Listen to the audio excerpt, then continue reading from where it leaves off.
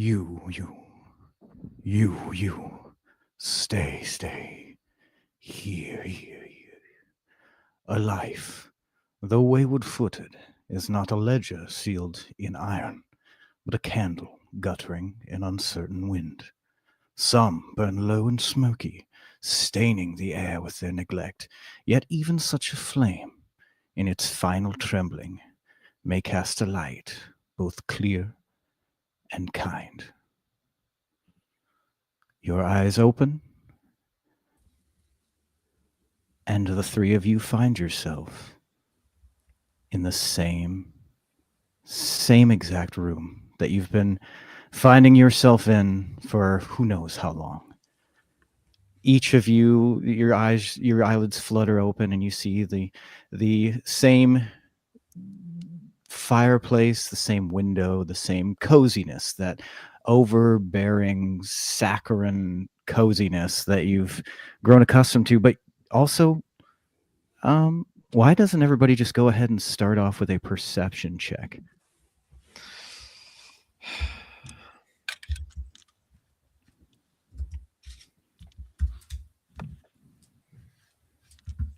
I got 15. Okay. 17. 17. All right. 12. Okay. 7. That sounds about right, seeing as how we left you last time.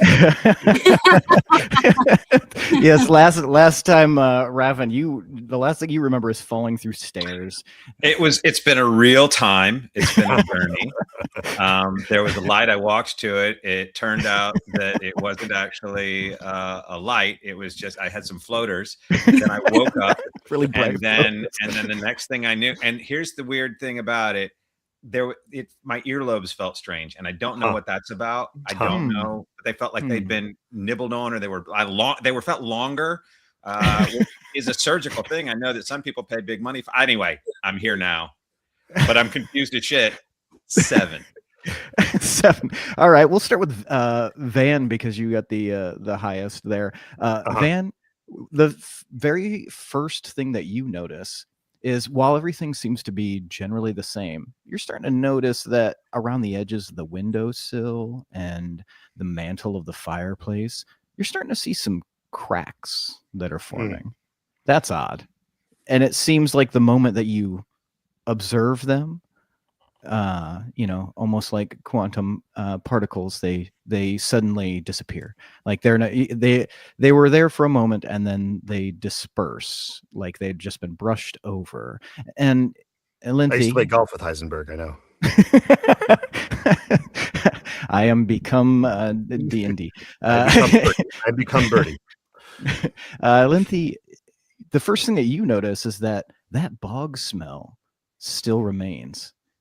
That's odd. This is the second time you guys have woken up, and that bog smell has remained, and you're not 100% sure what that means, but it's it can be a little bit unnerving, or however you would like to perceive that. But it is definitely extremely strange that there are just these subtle differences. You don't notice the cracks like Van does, but you do notice this bog scent. And Van, you also notice the bog scent, but not as strong as, we'll say, Elinthi did.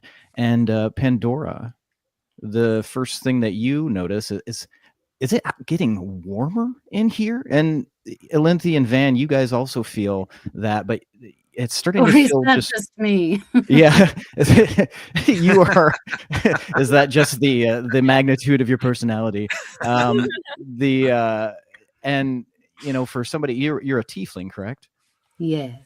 So that can either be maybe a comforting sensation, or maybe because of the fact that it's one of the first things you've noticed that has changed, it could be unsettling. I'll allow you to decide.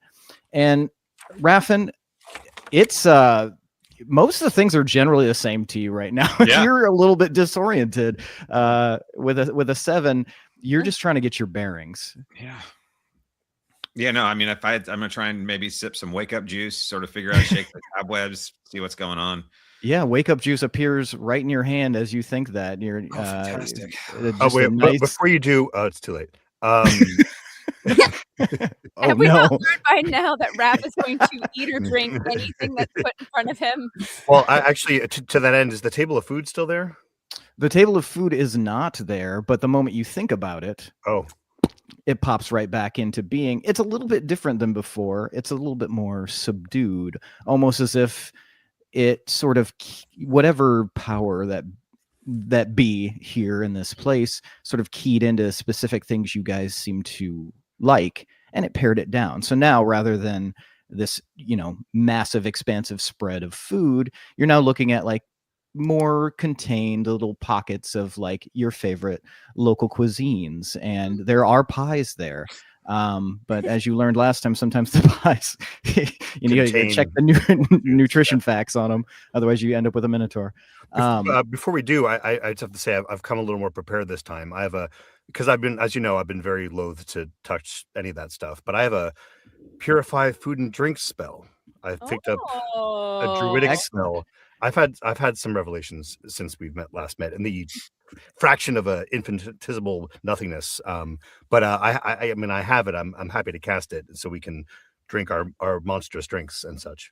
Absolutely. And as Van sort of mentions this, the rest of you guys do realize you're like, oh yeah, I feel a bit stronger. I feel a bit more virile. I feel like, maybe it's the wake up juice, Raffin, but you're feeling, despite falling through a staircase, and you're feeling pretty you got a lot of moxie right now. Yeah, I'm resilient. Yeah. Yes.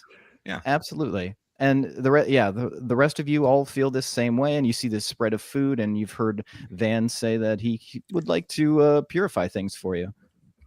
Why, thank you. That's so generous. I mean, it's mildly selfish, but still for everyone else too. Absolutely. Oh. Simultaneously. Both these things can be true. All right. So you go ahead and you would like to cast purify food and drink. Yeah, I would. Should I roll for the effectiveness of that? Would you just really quickly read me the description on that? It's been a while since I've looked at that spell. You remove poison and rot from non-magical food and drink in a 5-foot radius sphere centered on a point within range. It's instantaneous.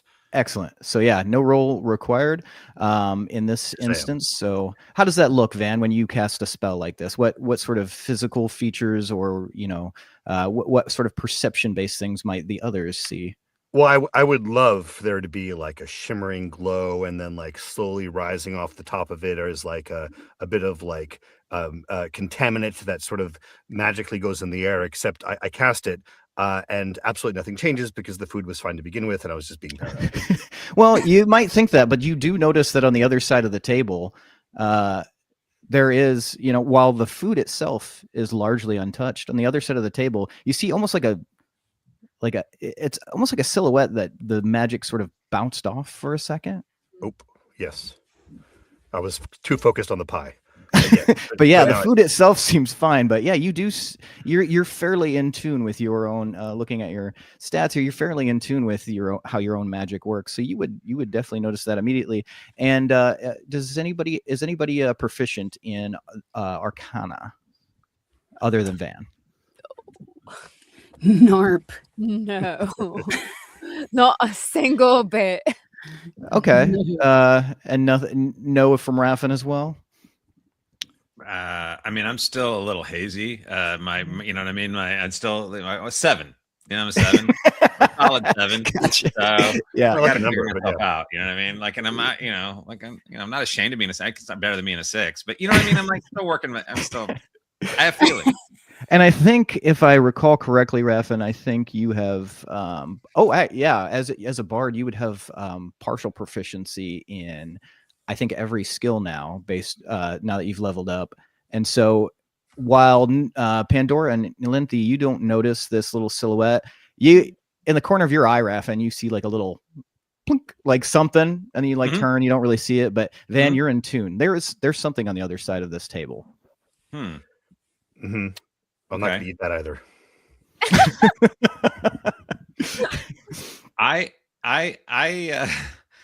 You know what I'm going to do is I'm going to encourage Van to just jump in, eat something, see what's happening.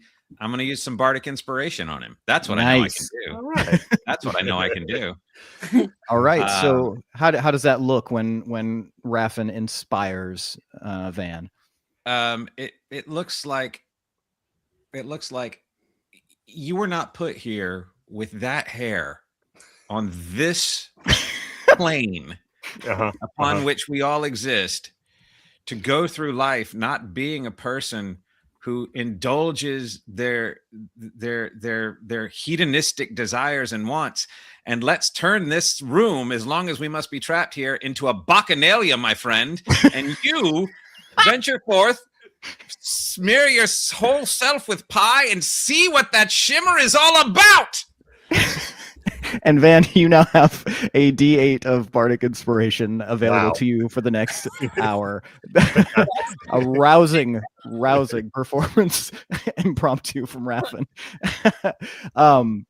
And so, yeah, that is an inspiring speech. And while you don't necessarily need to use your inspiration at this moment, you can use it at any time in the next hour, as I said, on a roll that you may otherwise fail, or before a roll, just to ensure that you do not fail. So that's a nice little boost there.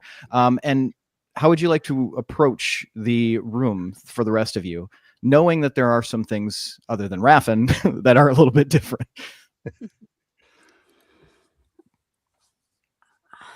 And I will point out, I know that's a little bit of an open-ended thing there, because you're in this room, you've got these things to do. I will point out, and Ilinthi, I think you probably very highly, and Pandora very highly, would recognize, rather than the difference of something new, you notice the difference of something that is absent. And that is, you don't hear the sounds of a dog in any way, shape, or form. Don't you dare! I am just a voice. It's strange, because normally you could hear like some sort of snoring or a whimpering or a presence of some kind, but that is largely absent at the moment. Just throwing that out there. Makes me very uncomfortable. I'm about to go break down whatever door I have to break down to find this. With that in mind, I'm freaking out. All right. So you are freaking out a little bit. Pandora, you said you wanted to go grab a drink? Yes, always. All right. So on the other side of the table is, a nice little setup of dark, light liquids. There's a tankard of ale sitting there. There is a little shot glass in case you really want to tie one on here. This room is the best room that's ever existed. That's the first thought, as always, that pervades your consciousness until your own, will sort of pushes back against it, as you guys have shown over the last however long you've been here. So it's almost like you acknowledge and dismiss. If there is something on the other side of the table and I go around to get a drink and there's something that shimmered but is there but there's not there, am I likely to run into it? Without having noticed it, Pandora, it's impossible to tell.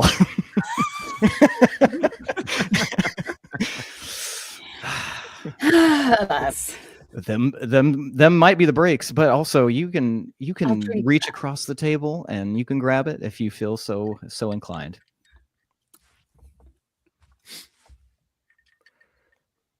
So I thought I was walking around the table. You're going around the table?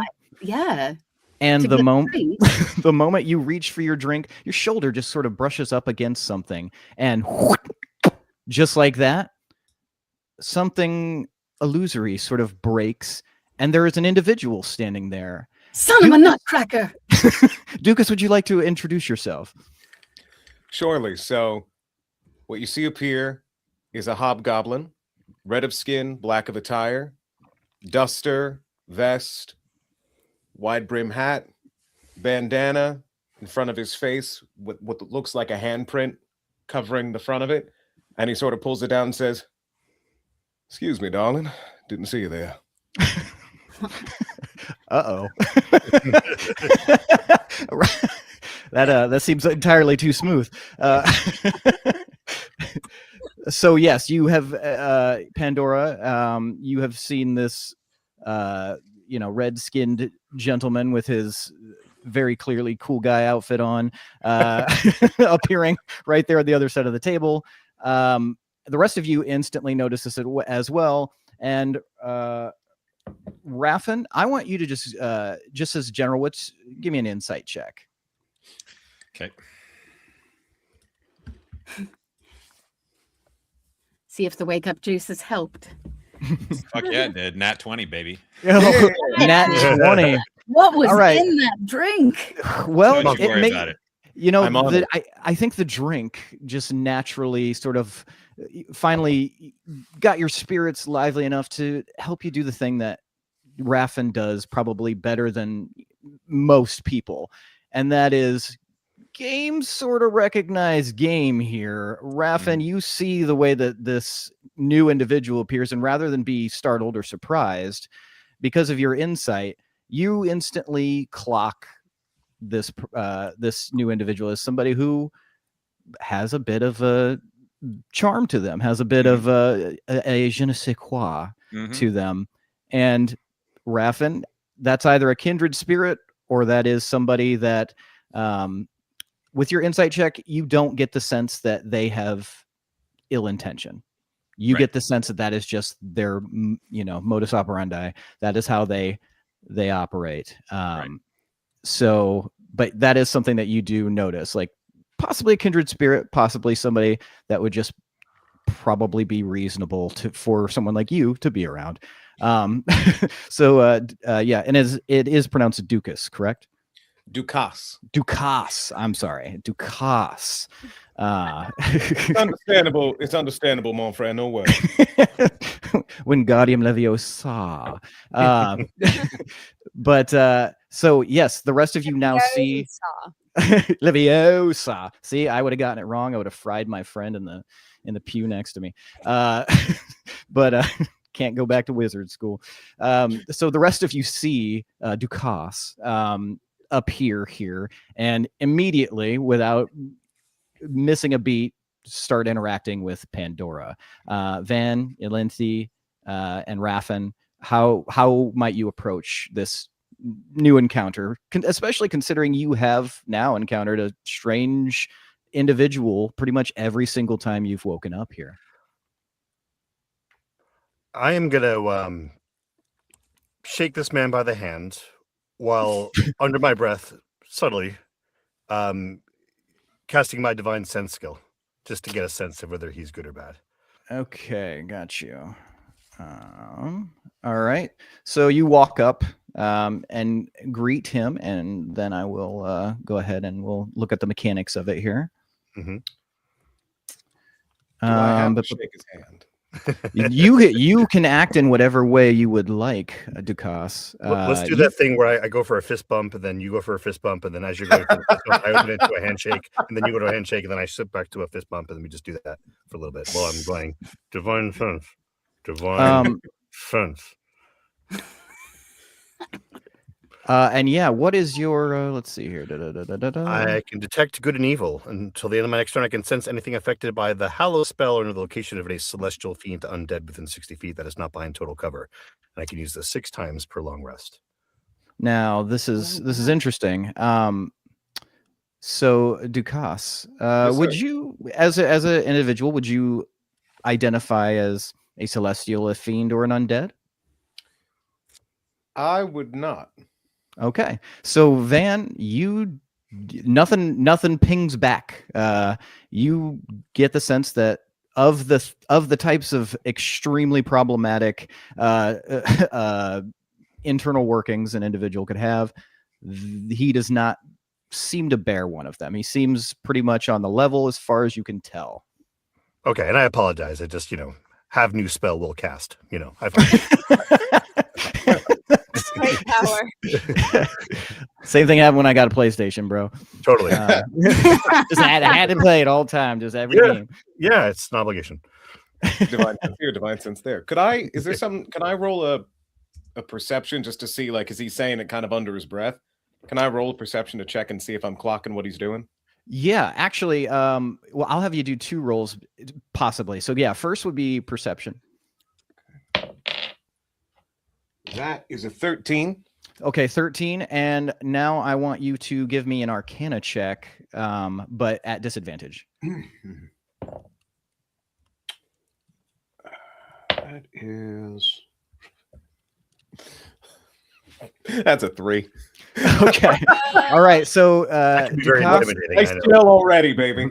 Dukas, you do know you have a pretty good idea that Van probably did some sort of spell, but with an Arcana check like that, it was hard. You didn't really pick up everything that you could have possibly. You didn't hear like an incantation. Yeah, it was something, but you're not sure what something that would possibly be. So, while I'm still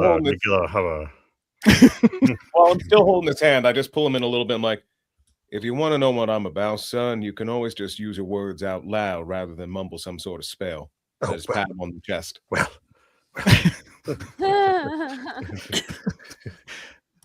Touche. Then I look at the drinks. I'm like, are these drinks for everybody? And I just go to start pour myself one. So he pours himself a drink. Very comfortable, this Dukas. I don't know if you've heard his. I can't remember if he said his name out loud, but yeah. And the rest of you guys, sort of get this general sense that while Dukas seems comfortable, he doesn't seem evil comfortable. He's not here because you're about to fight him. At least that's the sense that you get. And while that is going on, Ilinthi, I don't know if you would like to approach Dukas or interact with him in some capacity. But I am so I like briefly looked over my shoulder at him when he appeared, but I'm too focused on opening whatever door to try and find Dana. I give no flying fucks about anything else. Okay, well then in that case, Ilinthi, since you are sort of very fixated at this moment, you're on this. Where's my dog? This campaign of yours. Go ahead and give me an investigation check. Great. Oh, thank you for having a plus for that.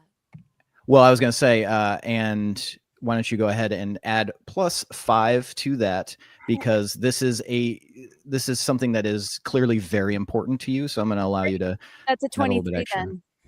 23. Okay, you begin basically prowling around this room while everybody else is sort of interacting generally near Dukas. You are like looking under carpets. You're pulling books off the shelf. And the weird thing about this room is, of course, due to the nature of it, as you pull books off of the shelf to like look to see if you can find some secret passage, another book appears in its place. So you're really, you're just basically cycling through a Rolodex. Yeah, you look a little insane, but it's clear you have a purpose because you haven't acted this way before. Mm-hmm. And the rest of you might, you've sort of got 2 real camps here.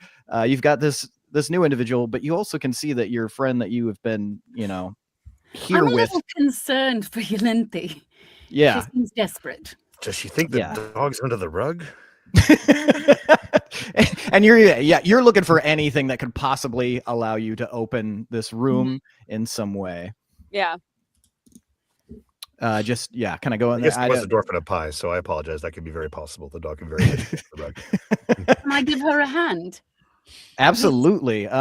So what we're gonna do then, if you're gonna help her, we will give you the help action. So now, Ilinthi, that investigation you were doing, go ahead and roll again, and if your roll is higher, go ahead and take it. If it's lower, then we'll just leave it as is. Okay. That would be, it's a 13, so 23 was still higher. Okay, so yeah, but now you've got an extra pair of eyes, and Pandora is also looking. You guys are scrabbling around on the floor, feeling walls. Something's off. You can tell this isn't right. Raffin, Van, and Dukas, you guys are still near the table, I assume, or maybe I shouldn't assume. Raffin, I don't know. I don't believe you told me what you're doing yet. No, I'm still back over on the side. I just finished my wake up juice. So, but I want to know. But I want to know what duck ass is all about. So, what I'm going to do, just because I mean, I feel the pheromones. I get what you're saying, and there is a vibe there, definitely. But I want to make sure, so I'm going to do a quick teleport, like right up in front of him, and then whip out some prestidigitation cantrip to just like do a little thing of sparks, like hello, and then see how he responds. Yeah, how would you respond to someone just suddenly appearing next to you, Dukas, and then sparks? Real Doug Henning shit. So I imagine he's pouring himself one of the stiff ones, just pouring it there, feels that, and he's like, well, aren't you colorful? Oh, he's cool, Raffin. He's cool. He's not very flappable. Yeah, I wouldn't say he's unflappable, but he's definitely low flappability. Yeah. Well, that's a I like you, but I'll keep my eye on him. It's kind of that kind of Very like performative. Yeah. This guy. Seems like, if I may, it is a pleasure to meet you wherever we ended up being today. You may call me Dukas. May I have your name, sir? It takes a second. The wake up juice is still working its way through, and I did have a 7. Now I'm a 20. Raffin Quill. Raffin as in Raffin, Quill as in Q-U-I to the double L, Quill. I can spell. This is going great, guys. You'd be surprised with this group. Well, who else is this group here? I met your I assume muttering mage earlier. He came up and introduced himself and didn't even give his name. He just said a bunch of, well, I'm not sure quite what he said, but he said something. And I don't feel ill, so I guess it was not something deleterious to my constitution. That being said, I would still like your name, sir. And I turn and spin at Van. Sure. My name is Van, but my friends call me Van. My name is Dukas. Most people call me Gravedigger. You may call me Dukas. Do you, is that your profession? Is that your vocation? Is that your hobby? Is that... A little of all of the above. Interesting. And Raffin and Van, since you are there, when you hear Gravedigger, something about that sort of burrows its way into you're not sure if it's a memory or something, but both of you, you won't even require a roll for this. When you hear Gravedigger, the first thing you feel is like this kind of sense of almost like jubilation, just for a moment. This strange little jubilation. And Raffin, you smell a little bit of smoke. Van, you smell a little bit of something that smells kind of like seawater, but just like a hint, like the ocean is, 50 miles away. But it's not necessarily unpleasant, but it does just spark something in your memory banks that is familiar. And then just like that, it is gone. It doesn't leave you with a bad impression, though. Raffin, there was that time that we were walking in the graveyard and that guy had that skull. We talked to him for a little while. Oh, that guy. It was the skull of what's his name? The jester guy. What was his name? Oh, wasn't it You're It? You're It. That's what it was. That's exactly what it was. Yeah. I knew him. You're It. And I was like, no, I knew him well. Yeah. Right. The whole thing was so funny. Yeah. I've never heard of him. I never knew him at all. Must have been a different Gravedigger. Yeah. Alas. Anyway, well, when we met that that French fella, Gravedigger. And how? Yeah. Pandora and Lienthi. As much fun as this reminiscing is going, you guys, we can't just stay in here. Do you not understand? You guys are you do feel this sense of like, oh, did that thing happen again? Where I was feeling compelled and very, very drawn to staying in this room, almost as if you were ignoring your friend's anxious like sweep of the place. And Dukas too, it's almost like when she says we need to get out of this room, something kind of there like a bubble pops around your mind as well, and you get the strong sense of ocean air, deep water, and this sense of searching. Yes. Just like that. Whoa. I dream of Genie. Because there's like that's a glimmer into his mind. Woo-doo-doo, doo-doo-doo-doo. Raven, you left your prestidigitation on. That's right. Turn that off. Oh, you bards. That's on me. That's on me. So yeah, you guys see now that Ilinthi and Pandora are desperately searching. Well, one seems more than the other, possibly, or I guess Pandora might be just as desperately searching Looking now. kind of like this. High, low, here, Like a there. teenager looking for their shoes. On the ceiling. Yeah. Great effort.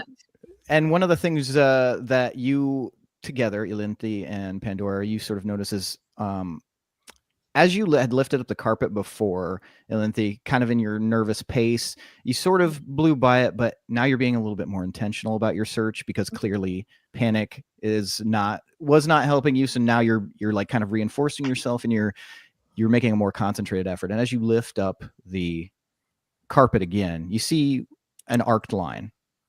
Something that looks as if it was painted on the floor. And that's strange because it's like painted over the nice, warm chestnut colored wood panels on the floor. And it's just kind of this like haphazard scroll of an arc that kind of loops from one side of the carpet to the other, allowing you to assume that something underneath the carpet is possibly more detailed. Ooh. I'm assuming we've never seen this before. Yeah. As far as you know, you have not. I mean, I guess I'm going to start trying to like move and roll up the carpet and maybe ask Pandora for help and then just give a moment to stare at the boys to see if they'll wake up and use their wake up juice to maybe come to and pitch in. So yeah, you guys see now Pandora and Ilinthi are rolling up a carpet. They've clearly got something. They've got a bug in their boot about this. And would you guys like to assist them? I don't know if that's a real turn of phrase, but that's what popped out of my brain. It is now. That's the thing about words. You made Be it. in your bonnet. That's what I was thinking. But bug in your boot. Be in your bonnet. Whatever, same thing. In this world, that's the colloquialism. Yeah, exactly. Yeah. Dukas goes over and he's just like, he knocks back his drink. He's like, all right, don't have a bug in your boot. And I walk over to help push roll up the carpet. All right, excellent. So he helps. Van and Raffin, are you going to help now? Yeah, well, I'm going to take a supervisory role. Okay, excellent. Yeah. That makes sense. You're one of those. You need a point man. Yeah. Now, encouraging them in the job that they're doing, rolling up the carpet. They're doing an excellent job. Sometimes when you roll up a carpet, it'll go like side, and you get that big, like long, like kind of like a tube thing at the end. They're rolling it up perfectly in symmetry, and it's an excellent job. And I'm encouraging them the whole time. You're somehow involved in the arts, aren't you? There. And Van, what are you doing? I mean, who supervises the supervisor is the first thing that comes to mind. But I think beyond that, is that how you're using your bardic inspiration? Yes, not yet. Supervisor, real good. That's immediate. That's totally unconscious. Yeah, no, I mean, you said it was an arc. Yeah, and as they roll this carpet up, you can see more of this arc. It becomes more of like a crescent. You're pretty sure, likely following the chain of logic, some kind of circle has been applied to this floor, and it's drawn on. It looks etched or something. No, it's not etched. So it's like a mark, like it's either like a thin bit of paint or possibly like a charcoal stick was used. But like I said, very haphazardly. It doesn't look like a perfect circle is forming, but it definitely is an intentional circle. Okay. I mean, I'll help uncover the continued arc or crescent of the circle and or arc or whatever it might be. Yeah. So if it seems larger than one rug, we can move the comfy chair over there. I'll move the comfy chair. Excellent. Yeah, furniture is in the way. No one expected me to move the comfy chair, so. So yeah, as you uncover it, you do see that pushing back this rug, there is a large, probably 10-foot in circumference circle, almost. It appears that there is a section that has not been completed. But other than that, it's largely barren, except there are little markings on the wood in the interior of the circle, as if something was like moving around in there or moving something from somewhere else. So it's not like symbols, it's like literal like scrape like marks. scrapes and scratches, blemishes of some variety, something. And based on like the grain of the wood that has been spit up in this detritus fairly recently. So that's strange. Like anybody who can kind of do any sort of tracking or just Can I do a detect magic on that real quick? You absolutely can detect magic on that.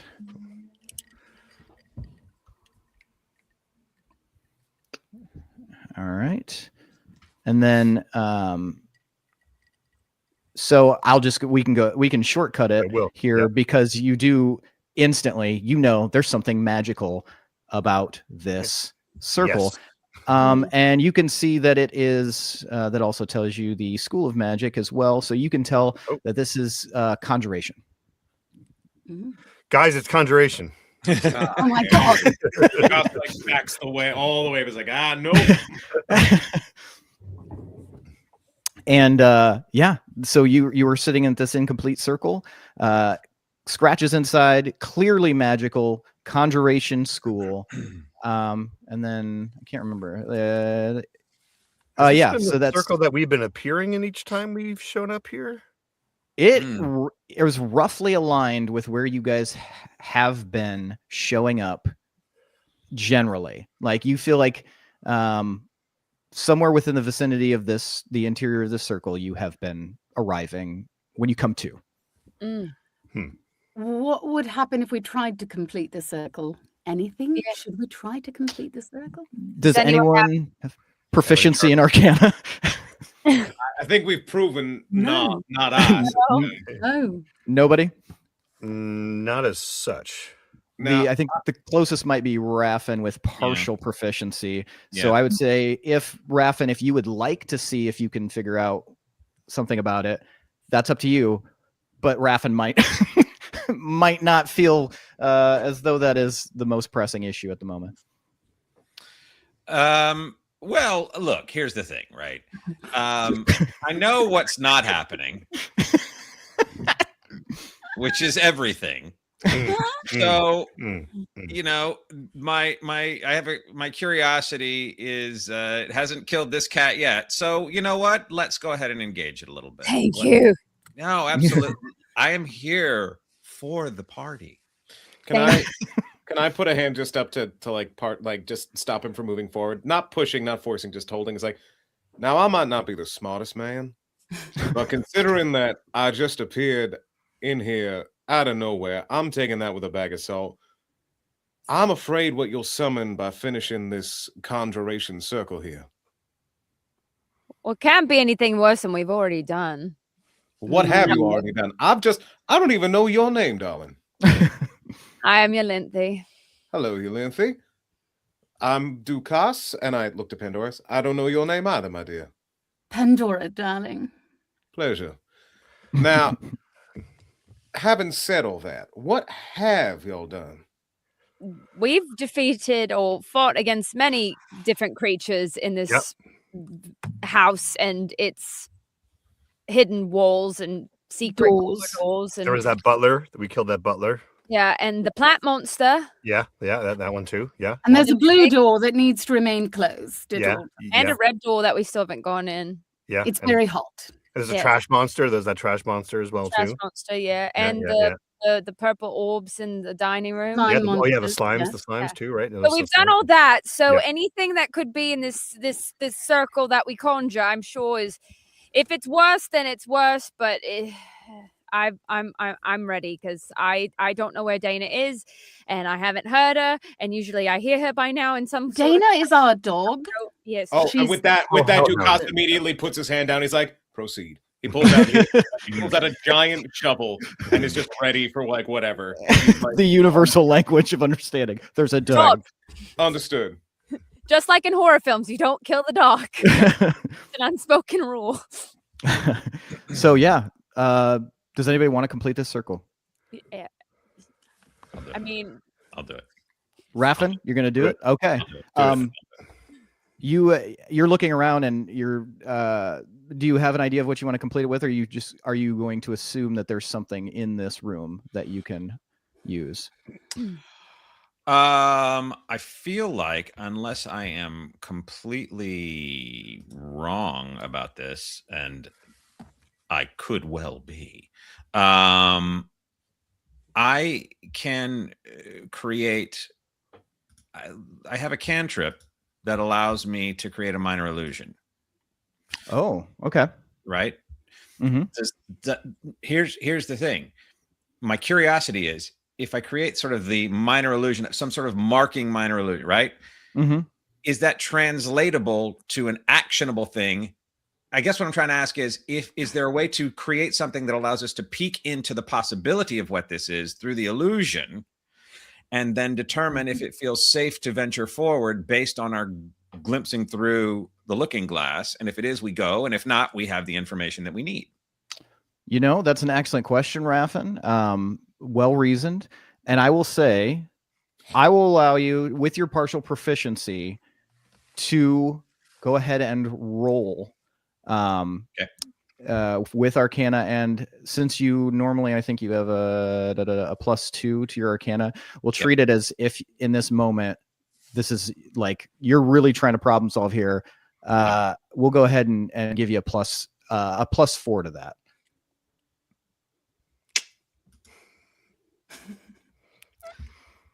That's a 19. yeah. 19. Raffin, you get the sense that while using prestidigitation or an illusion, a minor illusion or anything like that, might not gain you the results, you do know that when they're in a ritual setting, and you're fairly positive looking at this is a ritual conjuration circle of some variety, and based on what Van said, there is some activity currently there. Right. If you were to sort of temporarily or perhaps perceivably bridge that gap, you might get at least a glimpse. That is your strong impression based on the fact that something inside of you long ago, you can't even really remember the history of it because it's hard to remember the history of anything that you've experienced here. Sure. But you have a very clear memory of walking into a room when you were much shorter than you are now, possibly younger, possibly just on your knees, where you walked into a room and you witnessed a woman drawing a circle on the floor in blood. Yeah, I do recall that. I had a real bug in my boot about it.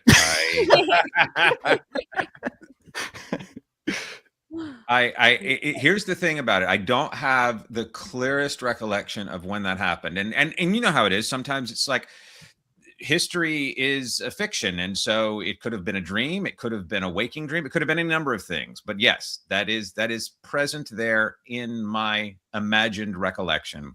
And that compels me to want to take a look inside of this situation even the more, see what it is we might be able to discern and glean. Yeah, you've got a lot more confidence in your initial, position on that. So if you would like to attempt with minor illusion to, I assume, make the section appear as if it's there. Precisely right. Okay, go ahead and cast your minor illusion. And how does that look when you cast a minor illusion? So normally I don't do it in front of an audience. So I'm a little bit illusion shy, but hey, it happens to all of us. That is what my aunt told me. So weird. Yes. Sorry, continue. Weird. That's what your aunt told me too. Anyway.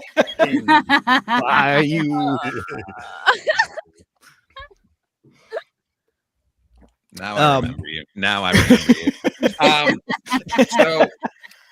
So all right. But in this case, yes, no, we shan't tarry further. So what happens is I have to spin around in a circle. I spit 3 times. I turn back to the thing. I say, upon the days that have since gone past, I am curious to know what at long last beholds my vision beneath this surface, and I shall cast to find its purpose. Boom! Nice meter. Nice meter. Nice Raffin, you have you will now have inspiration for the rest of this session. That was amazing. Thank you so much. That was great. Holy fuck. So at any point during the course of the rest of the session, you can use it to roll with advantage on anything. So yeah, you cast this and this little line, this little black mark appears to close this circle. And for just a moment, Raffin, because this is your minor illusion, this is you completing the circle, you see what appears to be just a burnished door handle appear in the center of the circle, just for a moment, and then disperse. What does the handle look like? It looks very similar to the handles on what you've seen on all the doors in the donut-shaped hallway. Got it. Is it possible that I also hear some sort of canine sound coming when I do that? No, the only thing you heard was just your own sense of self-accomplishment at having fucking killed that roll there. So yeah, but the in this certain situation is just this burnished door handle appears and then disappears. Got it. You get the sense that this is going to summon a way out. Yep. I do. And that's so funny. That's what I was going to say. We're the same. We're twins. Yeah. Wow. You can't spell twinning without winning. So, all right. So at this point, I think that it is safe to say that if we can materially complete this circle, that we can find our way out of here into, I think, a wonderful set of opportunities. Let's do it. Better than the red door. Define a wonderful set of opportunities. I'll bet it's a donut-shaped hallway. I hope. Oh, God, I hope. I'm sorry, a donut-shaped hallway. Yes. We'll explain on the way. Please, can we just conjure? Absolutely. I think that our steadfast guide has himself had a bit of a malfunction because... Oh, no. Yeah, because he just doesn't blink. Because his astonished visage has yet to shift. Yeah. Yeah. Oh no. I'm pretty sure I'm right about Just that. us now. All right. Oh no. All right, friends, we're on our own. Follow me. It's all gonna be fine. Oh dear. Oh, honestly, let's do it. Quick, everyone roll something. You know so what? tell me more about this. D20s, everyone. Maybe we'll bring them back. Do you want to recap, Dukas, or should we have it? Actually, let's all have a drink while we're waiting for our spirit guide to return, and we'll share with you. You know, I think that sounds like a lovely idea. Yolinthi, was it? Yes, it is. Yolinthi. Well, I would love to hear a little bit about each of y'all, and then I can give you a little bit about myself in time. So please feel free as I'm pouring out drinks for everybody. Great. Keep going. Okay, good. I mean, what do we know? I mean, what do you need to know? I'm a rogue. I grew up on the streets. We don't know how we all got here. We just woke up here, and I assumed that much. And my best friend is the dog Dana. The end. Oh, that's your closest friend. Sure. Sorry. No, it's fine. I get it. It's a cute dog. Hellhound. We should say hellhound. Oh hell. Okay then. Yeah. You know that details are important. So as if you can be as specific as possible, Van, tell me more about yourself. Let's see. I was born in the Middle Ages. I went to Juilliard, and I've seen The Exorcist 50 times, and it keeps getting funnier every time I watch it. I do have some news that this is probably a good time for me to. Oh, never mind. Oh. Wait. Apologies. And our spirit guide is back. Oh man, sorry about that. They swapped out our internet for the entire building this morning, and they were like, "Well, you shouldn't have any issues whatsoever." That's Only a when fucking you lie, need it. because now I'm hotspotting. So hopefully this is an okay connection at the moment. Yeah. It's working. I thought it was warm in here. Oh. Well, So as I was saying, seeing as we have no healing capabilities amongst the group, I kind of pushed I do a little. now. Oh, you do? Yeah. Well, do. so I what I in the infinite space between the stair monster and coming back just now, I have dual classed into paladin. So I have some. Oh. It's our stair monster. There you are. Oh yeah, that was. Oh, you that's sketched it. rendering Oh, of that the is. monster. Yeah. That Audrey 3 or 4. Yeah. So 6 or just 7. give it some healing things, but also eventually divine smite. That's really why I did it. I really wanted to divine smite at some point. So, but great. Now we have ample healing capabilities in the party, so which we entirely lacked. Thank God. So but if one of you die, I can stabilize you too. Oh, great. If you hit I 0 can- HP, I can take stabilize lots. you before you die. So you're stably dead? Or Yes, how's I that think work? that means like possibly able to be healed and not just wiped. Oh, there you go. Splendid. Oh no. Well, all right then. Nice to have a man of God on the team. It Sort of. feels I'm also a like- hexblade warlock, so it's a bit of a internal existential crisis that I'm working through. But it's Oh, you're playing both sides then. yeah, you could say Well, that. that just means you're smart. But the paladin to what god is the question? So Well, Hmm. that's fair. Pandora, you sound like you also now know how to heal as well. I do, a little bit. I'm in training. In I training? am. Yes. Well, all right. So I'll tell you. I started out as a very privileged young lady. I was living south of here, we'll say, to the south, in a place where dreams go to die. And my parents were hell? very. So hell? Well, yes, it was rather like that. They had a very funny way of speaking, though. And then more recently, I've moved north to where the trees are, and I've joined the Druids, and it's lovely. Oh, isn't that nice? Yes, it's fantastic. I'm at Well, peace. More power to you, flower child. More power to you. Our spirit child has returned, apparently in the size of a dwarf's body now, smaller than before. It's so hot the vertical Yeah. format. So he's lost power. Is that what we're saying, right? Yeah. Yeah. It was they swapped out our internet this morning, and they said there shouldn't be any issue with it. And then I was hotspotting, and I have no idea what was going on there because it was fine, and then it was just shut down. So hopefully this one works now forever, and I will sort that Wi-Fi. Well, you look amazing. Yes. Well, thank you. I You I slimmed appreciate down. that. Yeah. Sonia. Yeah, it's just so tiny now. Just a little baby boy. We all moved around the room a okay. little bit. So apologies for that interruption, but and I don't want to interrupt whatever vamping you guys were just doing, but we had just completed the circle, and you had just seen that image, Raffin. Yeah. Yes. Yeah, and posited that we are now in a place where we should materially complete the circle, not just mystically Yes. complete it, so that we might actually take advantage of what it allows us to do. Mhm. Yes. Excellent. So, would you guys enjoy completing that circle right Yes. 100%. Yes, I have please. some ink and a quill. Sorry, I have an ink and a feather. We all have a quill. This guy gets it.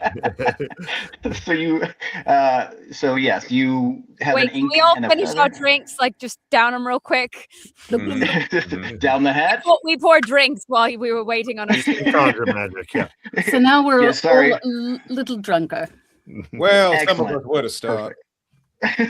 Wonderful way to head into an Weirdly, I get adventure. less drunk the more I drink. I don't You're know. gonna if have to that's teach me enough. that skill there, Rafa. That is amazing. By the way, I did want to mention, just we were recapping with the restorative abilities of Van and Pandora and the healing properties, that at this point I do now have I can also resurrect where we live. Ooh. As long as it's been dead only within the last century, and as long as it did not die of old age, I can resurrect anything, and even if it had limbs hacked off, etc., those will be restored. Like I can bring it fully properly back. So Amazing. That got is that going. amazing. So I'm the weakest link. Goodbye. Got it. Well, no, I just hit shit real hard, so I guess I'm the weakest link. But what can Woo, you high do? five. Ba-ba-ba-ba. Oh no. Oh no! Very good. No. Not again! Wait, so We give are it a moment. never going to get out of this room. We should have never messed with conjure magic, guys. I like to imagine that the door just This is keeps why. fizzling in and out of existence, and like it just won't finish the circle. It just keeps running out. God damn it, Rapid! Tell me about your life. He said it was conjure, and now it's like we've evoked the spirits. Well, Rapid, what are you? What else do you do? Welcome he's back back. again. Never Oh, mind. oh. Boy, oh boy, this is nothing like some technical difficulties here. So you guys complete the circle after downing your drinks. Right, ink, slide, go, do it, boom, push. And when you do, just like what you saw in your brief little glimmer, Raffin, you see a handle, but this one's much more corporeal, and it appears right in the center of this circle, almost as if it's placed in a door. Mhm. Crazy. Oh, I'm immediately going to try and open it. So you reach out and you grab this handle. Yeah. All right. And the moment you crank it and you pull, we'll say, you guys watch as just a section of the wall in this room opens up, That's fucking cool. swings open like a door. And you are met with a much stronger sense of warmth and sort of that strange boggy smell. Mm. And Van, you notice a few more cracks that are kind of look as though they're cycling through this hallway. It's whack. Okay, guys, And- listen, I don't touch magic, but that was the closest thing to magic I've ever done. And that was really cool. Well Well done. done. Unlocked something in her. You impulsively open the magical door. Good job. That was awesome. Something. Now I know what it feels like. Yeah, and Elinthi, you're likely compelled to just you already did the thing. Time to go. Time to go through that door. Yeah, yeah. Is it dark though? It is dark, Okay. much I like have the a first hooded time you guys lantern. entered. I have a hooded lantern, so Excellent. So you'd like to deploy your hooded lantern? see. Denader, you go into this hallway, deploy your hooded lantern, and you notice that there is like about an inch of standing water in certain sections of this hallway, and like kind of the more shoddily put together sections of floor. The rest, there's like green algae growing on some sections. There's moss. And it smells very much like stagnant water. Do the rest of you follow Elinthi into this hallway? Of course. Sure. And other than this, and the fact that it is now dim, the last time you guys were here, it was, there was a light source in this hallway. It sort of has been alternating. As you guys continue, you notice that most things are largely unchanged. One feature is of particular note. As you guys get near the staircase, not only do you see the section of wall that you guys already broke is still broken open. There's nothing inside of it this time. But you also notice that there's a hole in the staircase from where Raffin tumbled through. Oh. Watch that step. It's a doozy. Nothing else has really stuck around before. Everything has always reset. But Yeah. for some reason, the bog, the wall, these things have, been unchanged. Hmm. And I would like everyone to then give me another perception check.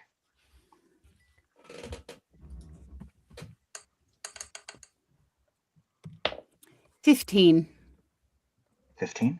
All right. Yes. I think 12. that's a 12. Yeah, 12. 21. Hey. 18. Okay. All of you pass the perception check. The moment you reach the circular hallway with all the doors, Mm-hmm. each and every one of you notices the sound of whimpering. Very I'm running for faint. it. I'm running What? towards the sound. I'm running towards the sound immediately. Okay. The rest of you guys also run towards the sound, or do I you love more you run all! after? Hold Yeah. up. It might be a trap of some sort. You don't even know. That's not. I'm sorry, but I'm not going to even remotely think about that because Dana's my boo. Goddamn dog parents. I start running after her. Exactly. So yeah, Linda, you go sprinting off. Does anybody follow? I'll Yeah. go. Yeah, we got our back. Yeah. Languidly. Yeah. Reluctantly. Drawn, Yeah. perhaps, but gone. We'll go. Yeah. Ambivalently. Frustratedly. This again. But lovingly. Yeah. As you guys, as you guys sort of follow Linthi. Linthi, you're not paying too much attention to this. You're only listening for this sound. It's getting, closer. And as you get closer and closer, you pass the gray door, Mm-hmm. and then you pass the green door. Mm-hmm. And as you guys pass the green door, Dukas, you get that strong sense of ocean air smell. The rest of you guys can kind of smell this, but for him, it is like a clarion call. There is something about this scent that is highly, highly important to you. I stop, and I'm just stuck on that door. And that is as you get so close to the blue door. And Ilinthi, you continue past the blue door, Mm-hmm. and you can hear the whimpering coming from the red door. Oh no. Oh, okay. All right. Cool. My Dana. I mean, I'm gonna still go. I'm still gonna try to. I know that. I'm probably gonna go against my better judgment and still go towards the door. Okay, yeah. And the closer you get, you start sweating. You just get this strong sense of dread. Mm-hmm. Needles prickling your skin. It's just, there's something so awful, so wrong, so fucking shitty about this. I was going to try to be poetic, but I felt going base was better about the way that this door feels. It feels like a stomach ache in the soul. It's not good. And the closer you get to it, it is so difficult for you to maintain. I want you to give me a Constitution save. Okay, cool, great. Constitution. Thank God I have a +2 for that. I have an 11. That was an 11. 11. Yeah, almost as if you're like physically repelled by this. You get at a certain point, you just have to back off. You want to get to Dana, but it becomes so overwhelming. It is like a heavy blanket full of bees on fire on top of you. You just need to remove yourself from, you need to get to a safer distance from this door. Yeah. And Dukas, you have stopped outside the blue door. The rest of you might be caught somewhere between the red door and the blue door based on how she has been reacting to this. Dukas, you get such a strong sense. What you've been seeking, that individual you've been seeking, they might be behind this door. I just shake a little. I look to Pandora. I was like, I feel like you mentioned not to go through a blue door at some point earlier. I may have done, and I was pretty serious about it. Why? Because all the water is through there. All of it. And it doesn't stay in there. But there is a way to turn it off. How? We have to go upstairs. How do we go upstairs? You put 1 foot. And then Don't just skip that one step though. you watch out step. It'll get you. Yeah. It's a little. Then, Yeah.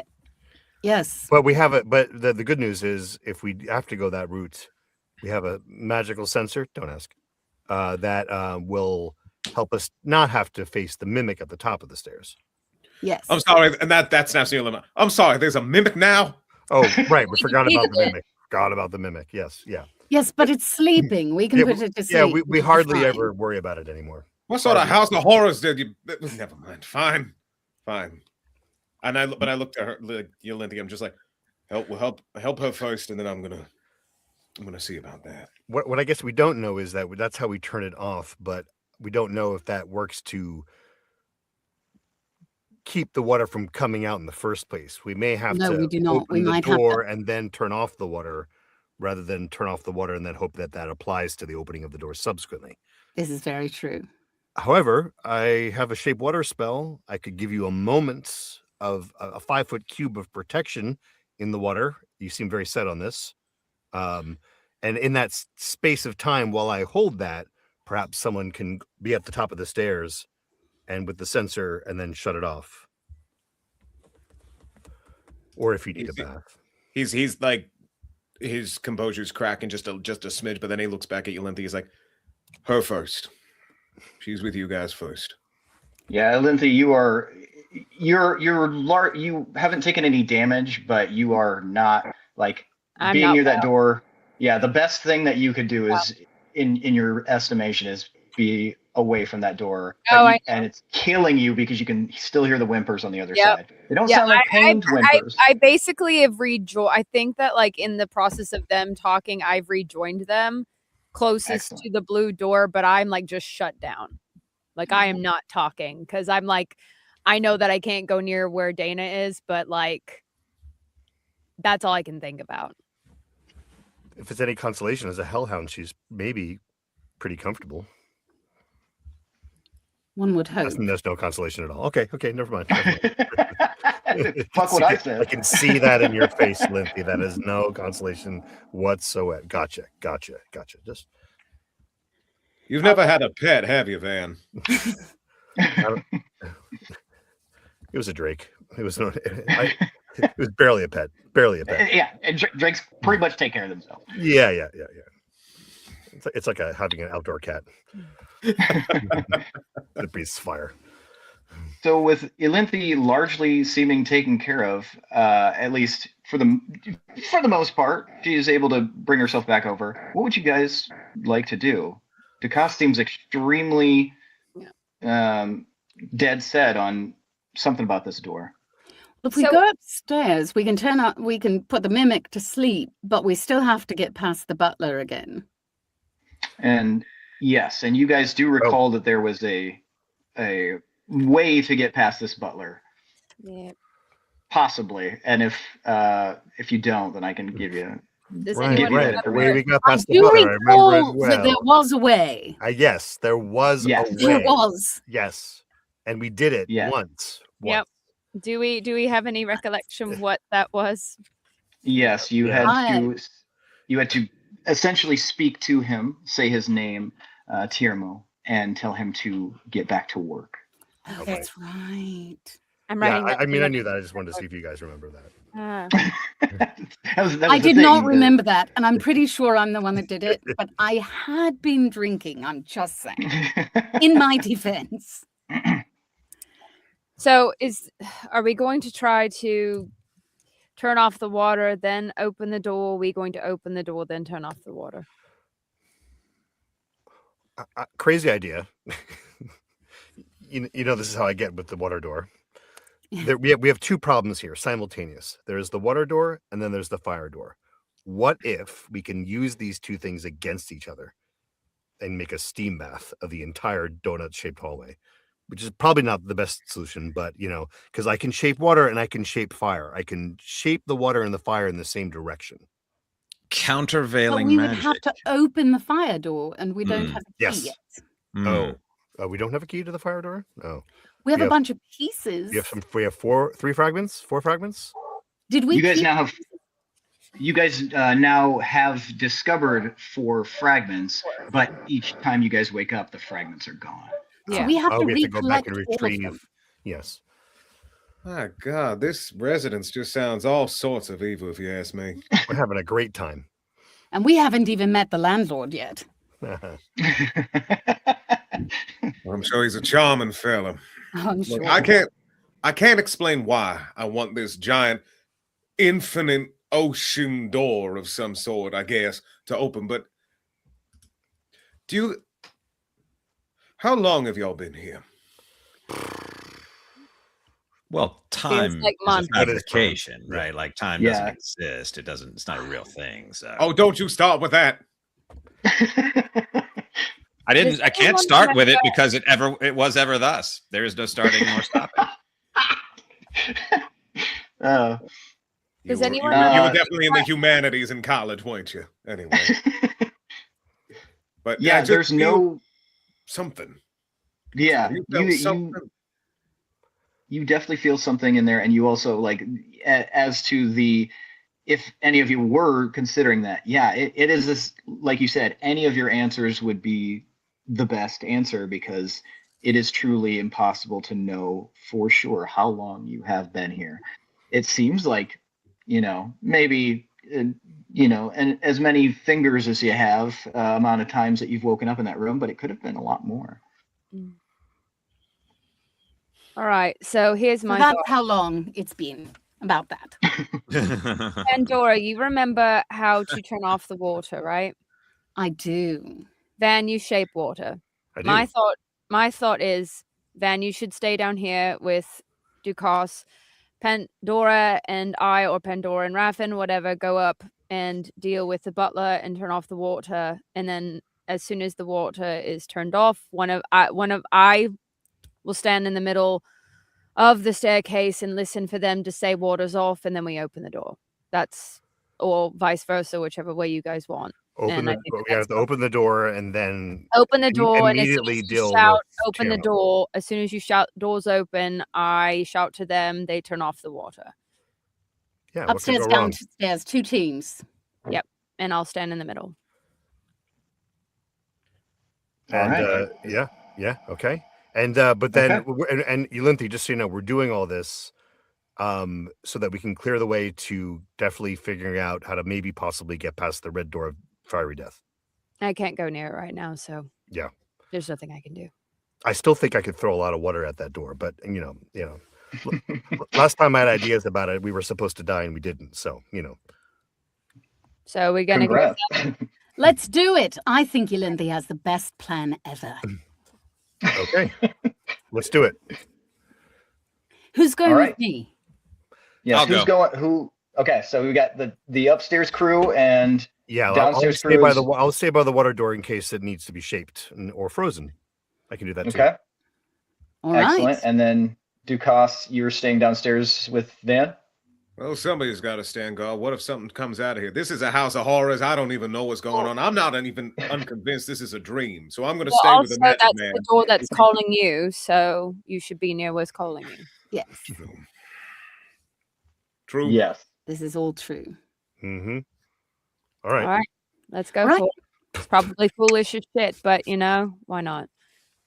All right, so you guys grab the sensor, those of you going upstairs, and you begin making your way up the stairs, hopping over the. What's that? The raffin hole. Yes. Yep. The raffin hole. Hopping over the. Not down the rabbit hole; it's over the raffin hole, and you make your way up with 0 issues. There's nothing jumps out at you. Nothing. Attacks you, ambushes you. The sensor is capable of taking care of that for the moment. That's good. And We never you actually make your tested way. it, so it's good to know that it actually works. Yes. You, a very helpful voice and a very charming Irish accent had made you guys feel very confident about it. So you don't know where that voice came from or where it went, but it is it lives in your memories. And so you make your way up and you go past the cupboard. And I'm pulling up a note here real fast. Give me one moment. And you make your way toward what you can tell is the scent of freshly folded laundry. You turn the corner. Right. You climb. It even You climb to the smells hallway. folded. What's Yes. It smells folded. You're right. You know how when you can just smell that something's been folded, like a lawn chair or a guy who doesn't have a very strong sense of You know who what he that is or smells will. like? It smells like a fucking miracle.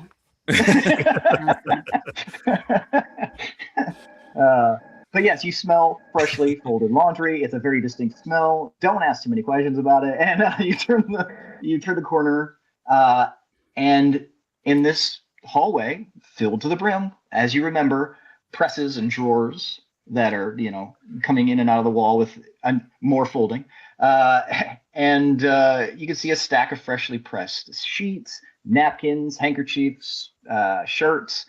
They're all either in one camp or the other, white as freshly fallen snow, or as black as charcoal, but it's crisp. It looks nice. This is the type of laundry room you write home about.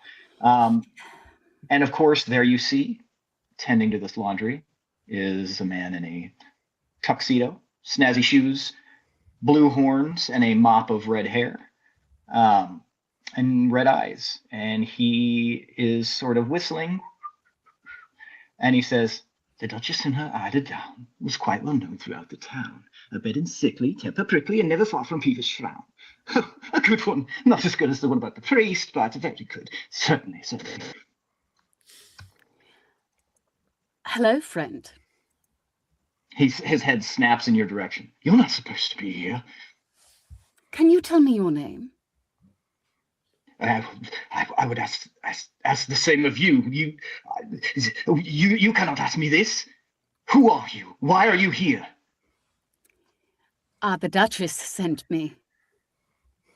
The Duchess? Yes. He seems extremely confused. And what is your passive insight? Passive insight. I don't know. Let me find out. You mean just the plus? Is that passive insight is just the +3? On D&D Plus your Beyond, there plus your should be a thing on the left-hand side. Yeah. That Oh, I don't have a left-hand side. You may have a different format, but I'll pull it up. Yeah. It's underneath where it says saving throws and above, like armor and weapons. There's passive perception, passive investigation, and passive insight. But yours, I'm looking at it right now, and it might be just the way that mine's. Yeah, 13. So you get the sense that without the true passcode, he is starting to get very, very upset to the point of possible aggression. What was his name, guys? Oh, yeah, you would remember it's Tiermo. Thank you. Because you said it before. Yeah. Yes. Tiermo, friend, I'm so sorry. I just need to get into the other room. You can continue what you're doing. This is not the conversation you're looking for. And through that, you say, Tiermo, you can get back to what you're doing. And the way that you say that very clearly implies he should get back to work.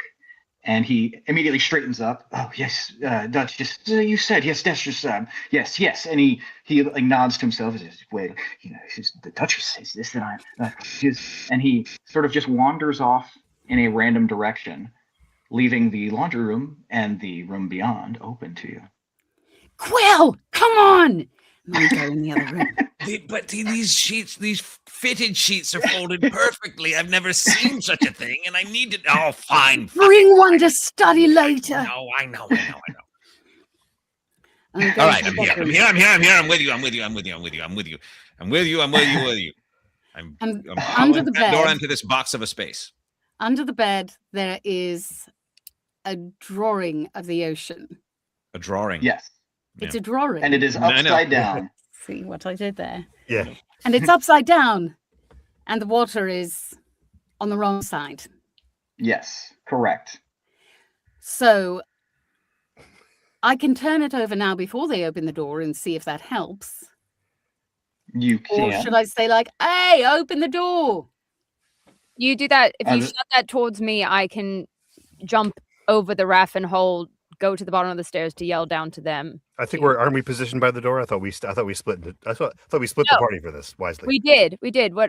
She's under the bed by the thing. You're by the blue door. Right. Okay. So I'm the one that's on the Oh, staircase. you're the Yes, got it. So if got it. she yells to me, I can jump over the raffin hole, go to the bottom of the stairs to yell to you, and then jump over the raffin hole to go up to the top of the stairs to yell to them.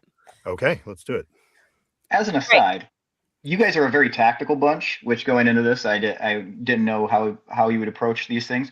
I think I'm going to make a concentrated effort to have maps available for you guys for the next session, because I think you guys would, based on how tactical you guys are, I think it would help you guys quite a bit.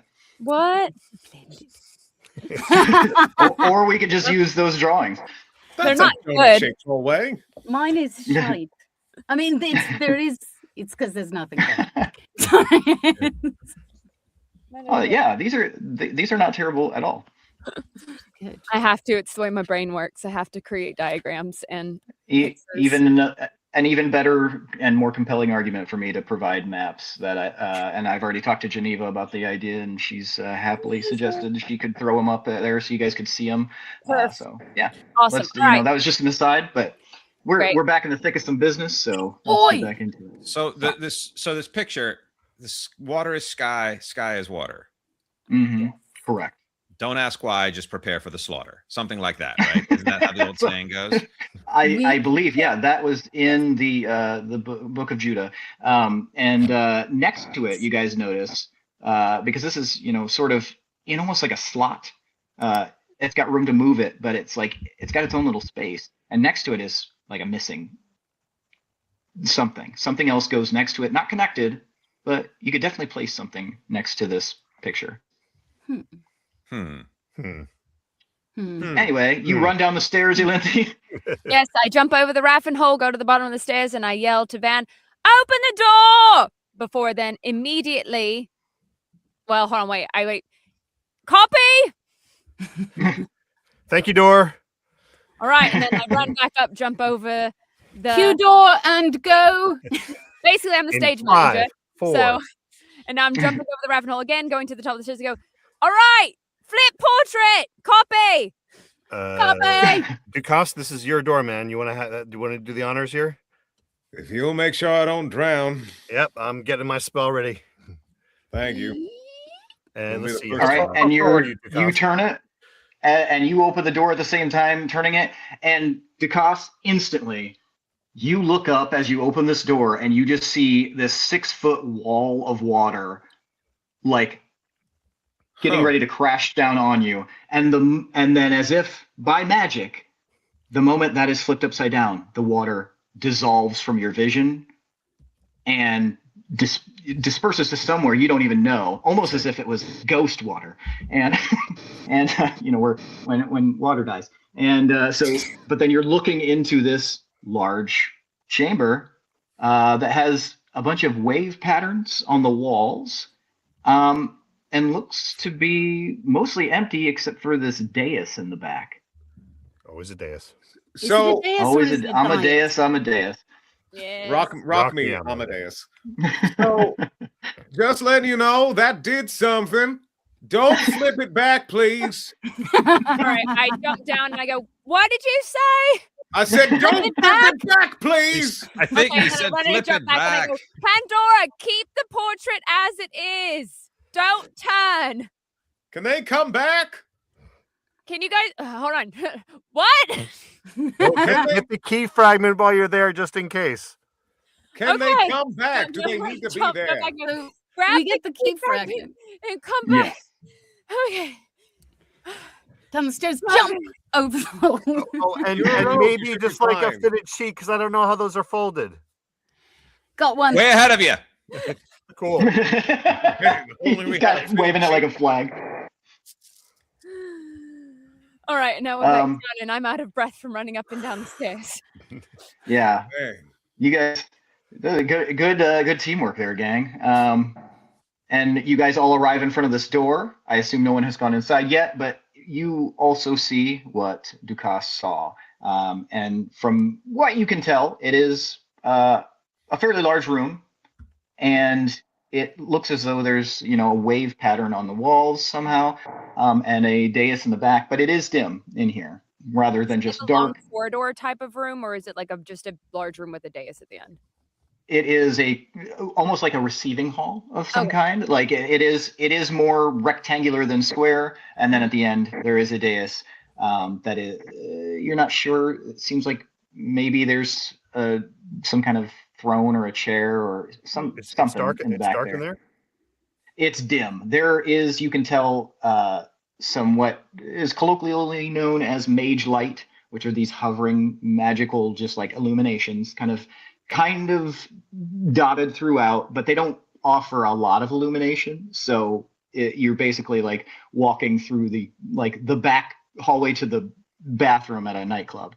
Just this like bluish dim light hovering above you. Nice. Now, this is my first time going into one of these topsy-turvy rooms in this house of horrors here, but if I may ask to the more experienced, how many times does some form of monster butler or giant singing talking plant just attack when you enter these rooms? 100%. Pretty much 100% all of the the time. Yeah. Yeah, every Yeah. single time. Oh, joy. Every single Pretty time. much. Yep, Pretty without much, fail. Every Yep. single time. Yeah, that's how we roll. Pretty much, Yep. And this is as far as any of you have gotten in this room so far. And so you don't truly know what to expect in this scenario. Well, We enter. I will go first if that is all right with all y'all, since I made you open the door. It No, only seems right if I die, then it's because I asked you to come Well, with me. apparently everybody. I'll go I think second that sounds because very everybody fair. behind us can revive us if both of us die. So there we go. Hey, look at that. All right, so you step in. And when you step in, Dukas, the first thing that you notice upon crossing this threshold is that the wave pattern that has been all over the walls, now that you are in here, you see that it is actually painted with these like crushing waves rather than just a general pattern. It's almost like you had to look at it from a different perspective to see, oh, this is like a very detailed, think like the out of character, like the watercolor wood blocks of like the waves in traditional Japanese. You just see these like just very well depicted crashing waves, and like splumes kind of like foaming over the top of it, and it almost looks as if it's kind of moving. That's the weird thing. It's a very, very detailed painting along this wall. It's very cool wallpaper, if that's what it is, but it does appear to be moving and rocking, almost giving you kind of a sense of vertigo. And because of the shape of these depictions, you didn't realize how tall this room actually is. You look up and you see it's at least 40 feet in here, possibly more. It's hard to tell because it begins to fade above the mage lights. It begins to fade to like darkness. So that's always a good sign. Yeah. And when you say that out loud, your voice echoes. I do not like that. I do not like that. Yeah. Well, that painting there, well, actually, I don't know what's a painting. Sorry. That switch there. How permanent is that? Is it on a timer? Do we need to actually like move with purpose or what? We don't know, so we maybe need to move with purpose. Let's be on the safe side and move adroitly. All right then. Go towards the dais, I suppose. All right. Is anyone following him in? Or are you guys just kind of letting him be the canary? No, I'll go because. Okay.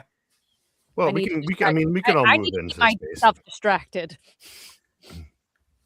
Excellent. So you go in, Van. Raffin, are you taking next, or are you in the back, or how would you like to position? I feel like someone should stay back to make sure that nothing comes up from behind. This feels important. This feels, guard the rear, be on their six. I'm in the suck. And Pandora. And Pandora, are you going to hang back as well, or are you going to head forward? No, I'm heading forward. Okay.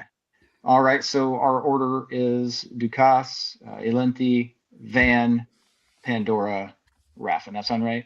As you guys approach this room, or move through this room toward the dais. And yeah, the rest of you all see these, these crushing waves that kind of appear to be moving and kind of messing with your perception a little bit.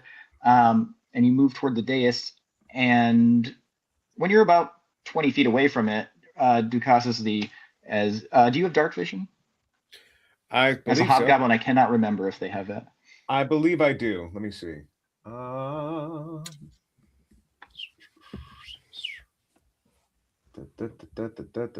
Sorry. Give me a second. Yes, I do believe so. Yes. Excellent. Okay, so instead of 20 feet away, as you get essentially like 30 feet away, you don't even need a perception check, but you see that what assumed was like a throne is like this sort of like giant crumpled thing of paper. It's odd. It's like a kind of a gray colored paper. And it's just this like this big mass of paper that seems to be crumpled up. But it also seems to be kind of like sticky. Mm. And as you get closer, or maybe you stop there, but regardless, you can now see it with detail that it is move. Detail. What is it? That was sorry, I'm on my phone. It was a phone call. It's good. I'm going to go on Do Not Disturb. So I apologize for scaring everyone once again. That's what It literally was you see cook. My God. You're waking Have up fun to bed. figuring that one out, idiots. Oh, God. Yeah, just call for another drink and backstory session. But yeah, so you see it starting to quiver. Elinthi, you are close enough, and you are Elven. You can also see the quiver here. Now, importantly, Raffin, I need you to give me a perception check. Okay.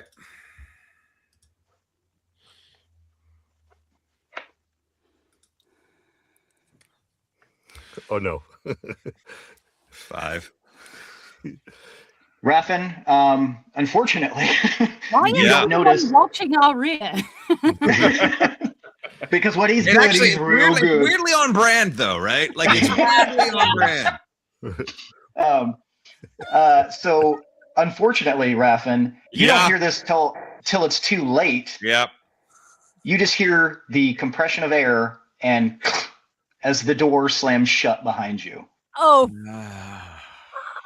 Yeah. Yeah, that happens. I think we all whip our heads to the back to go. Watch Mar 6 or R5. 4, Watching your 3, 2. Now, Raffin, when you said you were watching the rear, did you mean our rears, your rear, or the actual rear of the room? I cannot be held responsible when you choose to wear pants like that.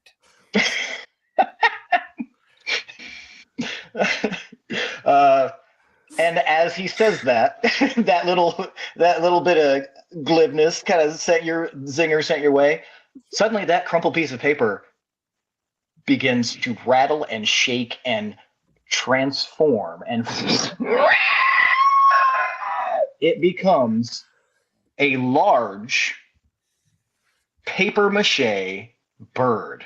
It is a juggernaut of sticky paper, and you don't know how, but it looks both impossibly flammable, but also very, very sturdy. It looks as though it is occupying 2 different modes of reality at once. It opens its mouth again and lets out that same sound, and it's got a very sharp beak. It is roughly 12 feet tall, and it begins to flap its wings, its paper mache wings. And you get the strong impression, especially you, Dukas, who is very close to this, relatively. I got a package. It's like they keep ringing my door. I'm so sorry. Oh, sure. Excellent.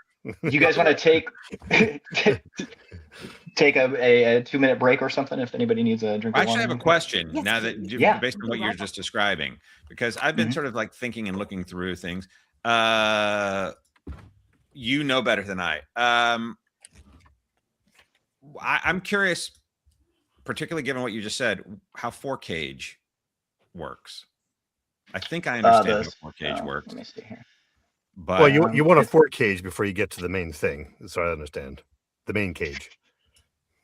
sure, Some good 4 cage leads up to the leads up to the primary cage. yeah.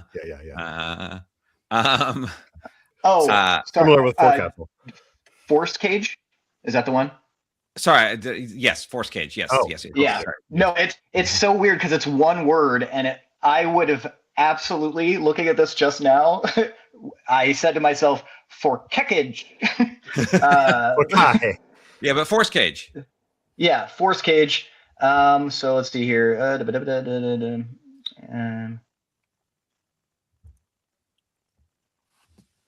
So let's see.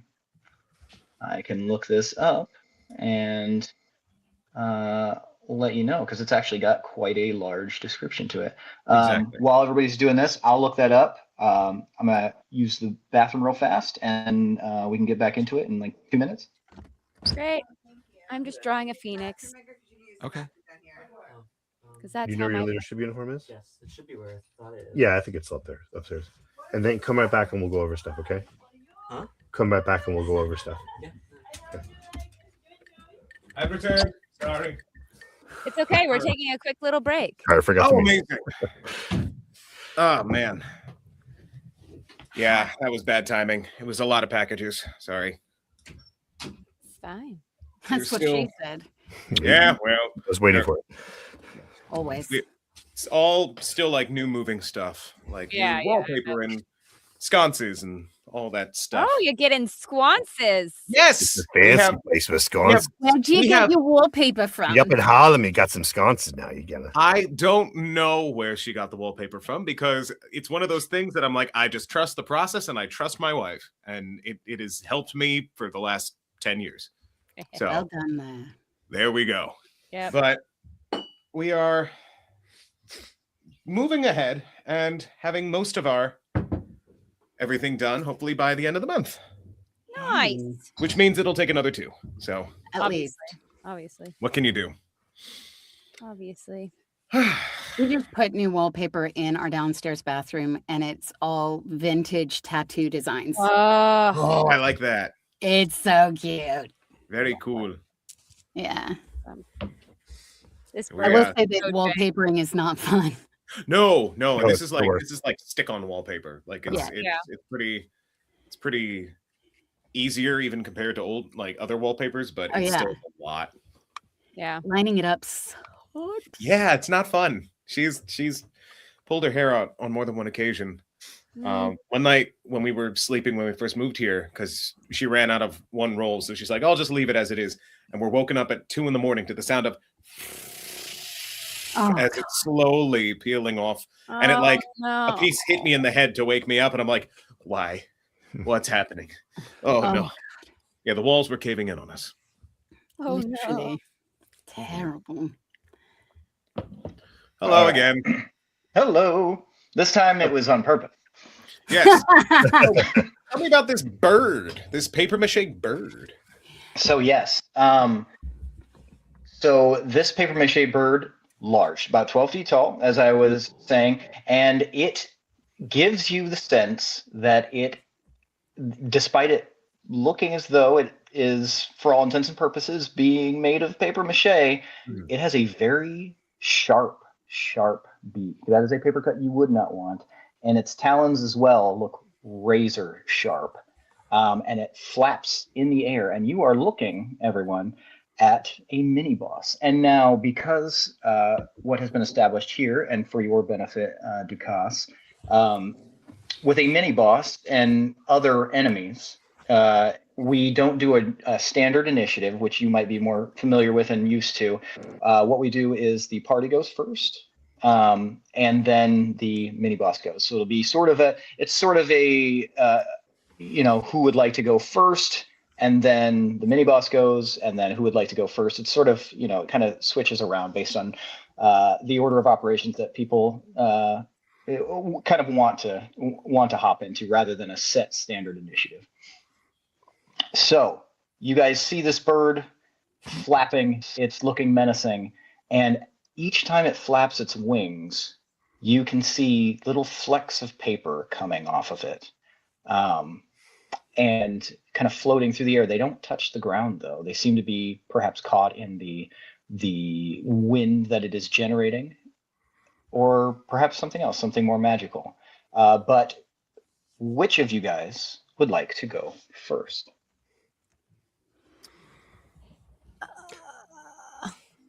I'll do it.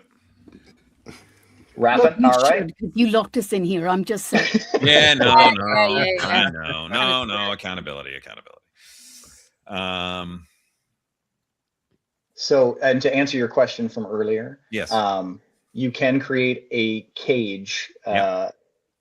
and it wouldn't allow any spells in it or Yep. from it while it is encased in there. And interestingly, they must make a charisma saving throw, and they are allowed to do that each round.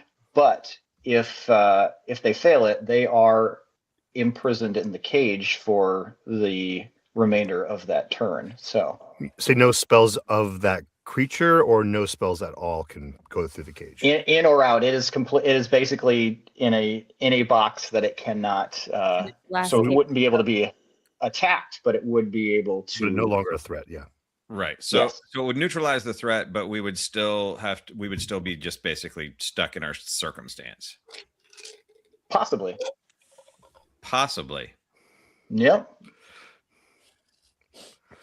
I mean, it's a bird. I have force cage. I feel like I ought to try and hem this sumbitch up. Why not? Honestly, Zipping this up immediately would be very interesting. Fuck him up, Raffin. All right, so you're going to cast Force Cage? Yeah.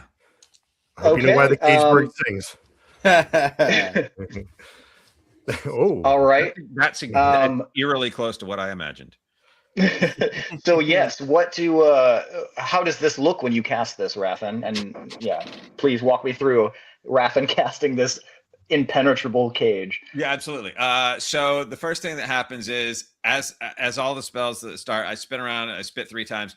I then it's a Scottish play thing. And then Got a curse. and then a few hands get pushed out, and by a few I mean 2, because that's all I have. And I push out like Bird this. appendage we don't know about. And then I push it. Fortunately, I'm deaf in that ear. And then I push out like this, and then I start building the cage like this, and then I start putting it around it like that, and then it's kind of a Tai Chi sort of a thing. And then the next thing, right? Yeah, well, it's very, there's a meditative art to this thing. You can't just it should be called thoughtful cage, but whatever. It's not. And then I push it out like this, and then I do this, and then symbolically I go like, oh, and throw away the key. Excellent. And I'm looking here at the component, and because it requires ruby dust, it is also, I will say, it's red, and it's sparkling, just like ruby dust would be. It's a shiny, sparkly red cage. It's like sparkles like rubies and diamonds. It's like the bird cage, like a bird cage. It's fabulous, a fabulous, sparkly, shiny cage. Well, you are what you are. All right, I'm going to roll my charisma save, and if you could tell me what your spell save is for charisma versus Raffin. I think your spell save DC is 15. Is that correct? Yeah, I think so. Okay.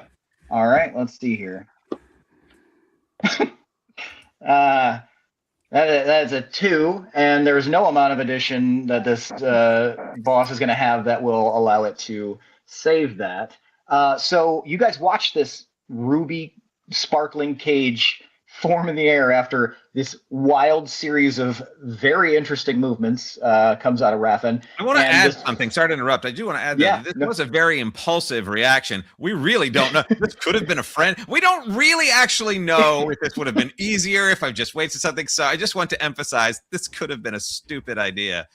He might be glad we got all the water out of his way. But exactly. Thank you so much, kind travel. Oh God! I mean, I was gonna whack the shit out of it, but it's better to start this way. Regardless, I thank you for your own special creation. Thank you very much.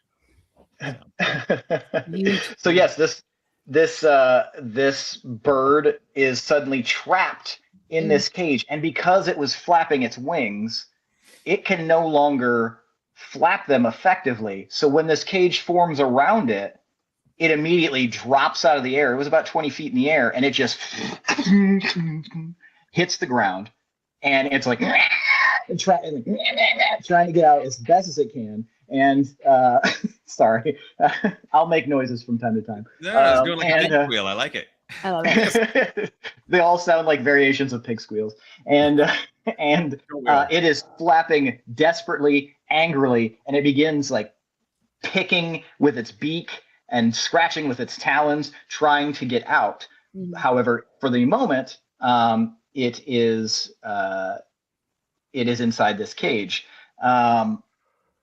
So that is interesting. It's just kind of sitting there rattling this cage. DeCoste happens right in front of you. It drops down right in front of you, and it's just like beating its wings as best as it can, freaking the fuck out about this. It does not like this. It is clearly used to being in command of this room. However, those motes and little, pieces of paper that had flecked off of its wings begin to grow. And they become smaller versions of this paper mache crow.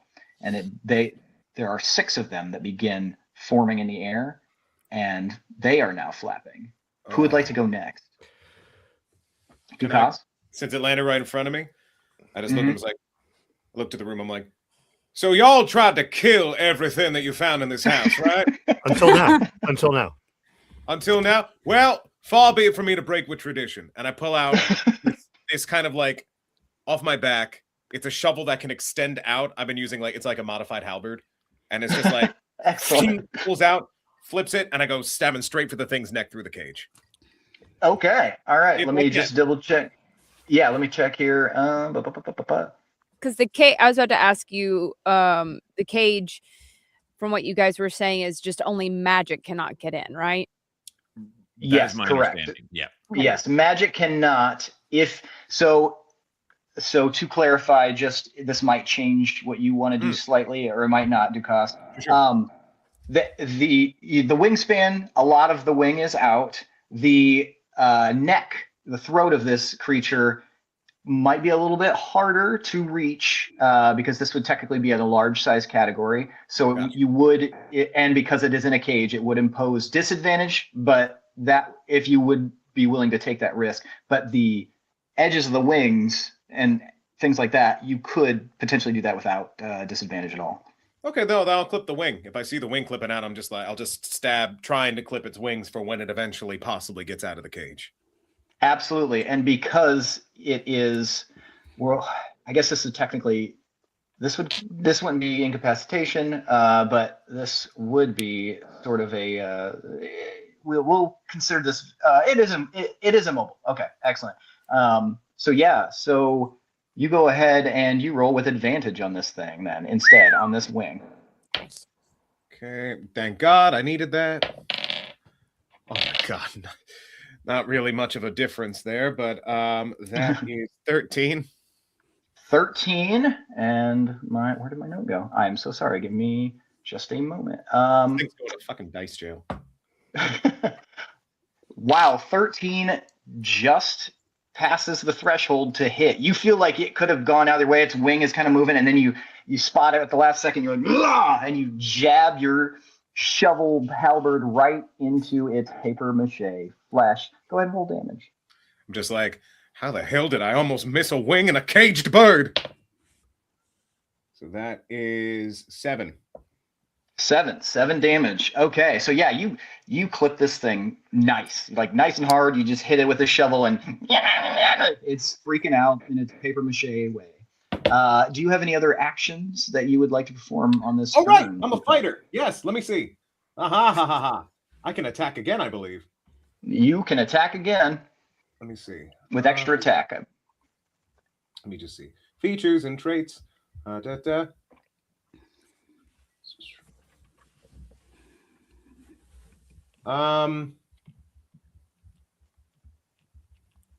Well, yeah, I can attack 3 times, so I'm gonna just keep going again.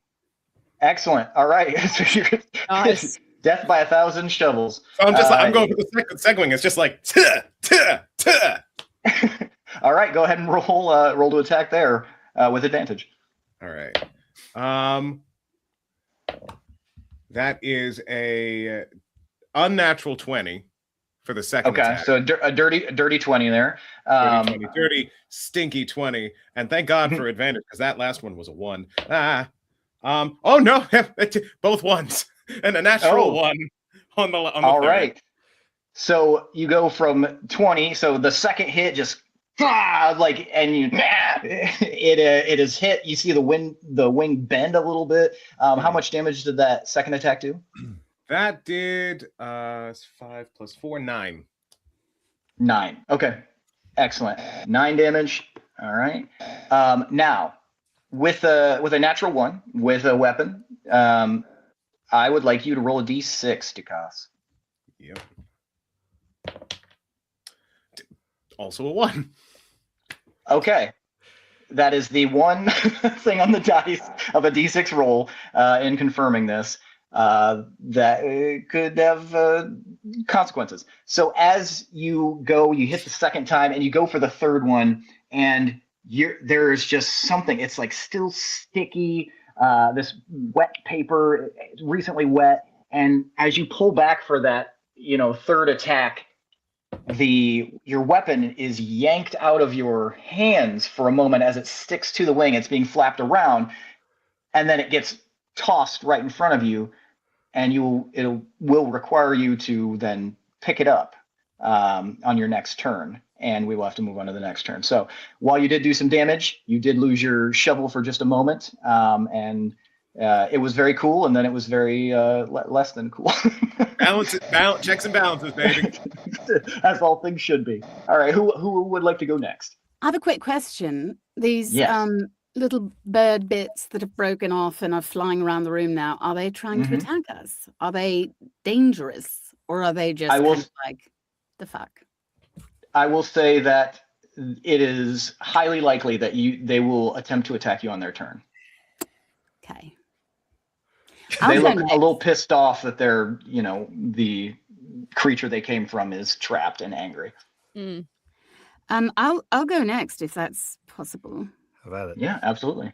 I believe, if I am not mistaken, that I have a spell called Ice Storm, which I know won't affect the big guy, but it might knock out the little guys. Okay, let's see here. Ice Storm. Do I have that? Sleet Storm. I have Sleet Storm. Yep. Yeah, you guys are pulling out some of the deep cut. I appreciate it. I like it, but it's like forcing me to remember some of these like non-standard spells. I really like that. Oh,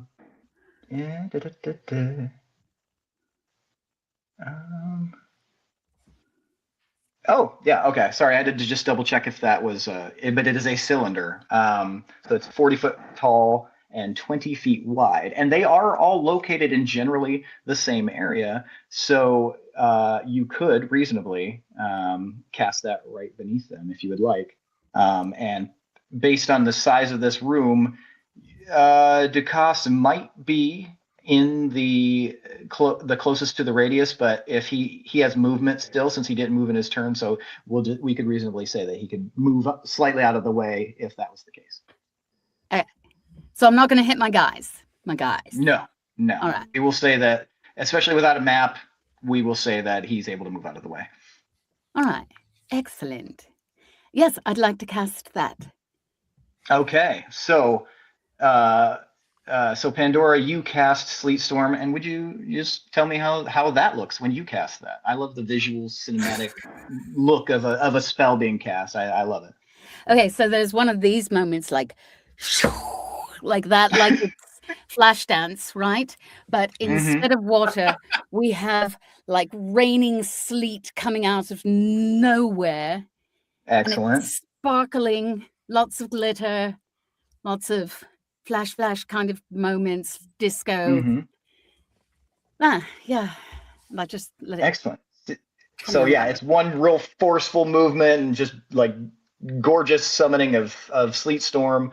And so yeah, you form this cylinder. Are you going to center it right beneath these creatures? Because they are 20 feet in the air, and this can go up 40 foot tall. So they will be starting their turn in this cylinder. All right. Fuckers! And I say that while I go. Excellent. And this is a concentration spell, just so that you know, or so that you remember. Excellent. Okay, so they have this cast, the cylinder. All 6 of them are within it now. Is at the end of your turn, Pandora? I think so. I don't know if I have extra goes. If you have a bonus action, you could possibly do something like that, or you can move if you would like. You have movement of I think 30 feet. Yeah, I'll move. I'll be like, if you will, whoever's next. Excellent. So Van or Ylinthi, which you want to have at it? You get work off some of that I kind of hellbound caught up anxiety. Here is my thought, and I want to know if it's feasible. I have things like a tinderbox, and I kind of want to, like, if it's possible, either wrap like rope around my arrow and like set it on fire and shoot it into the cage is my like thought process. I want to set the fucking thing on fire. Hell I'm yeah. angry. Hell yeah. Okay. So either that, or either that, or I would ask the party, does anybody have a torch?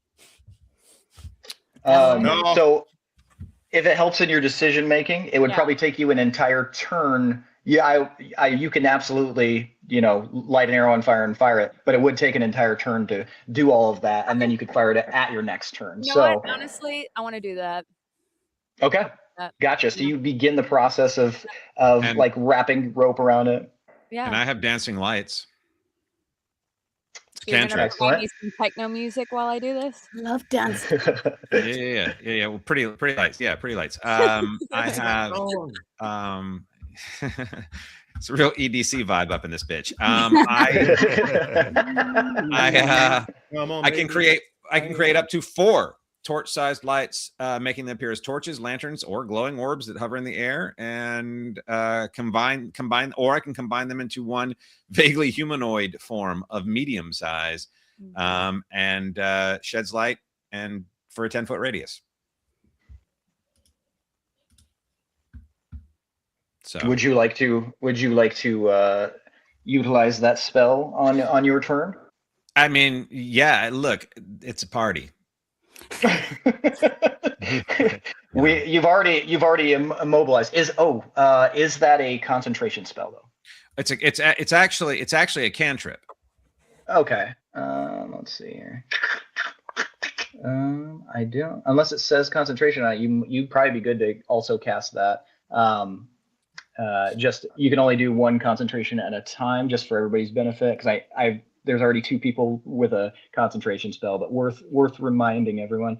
Copy that.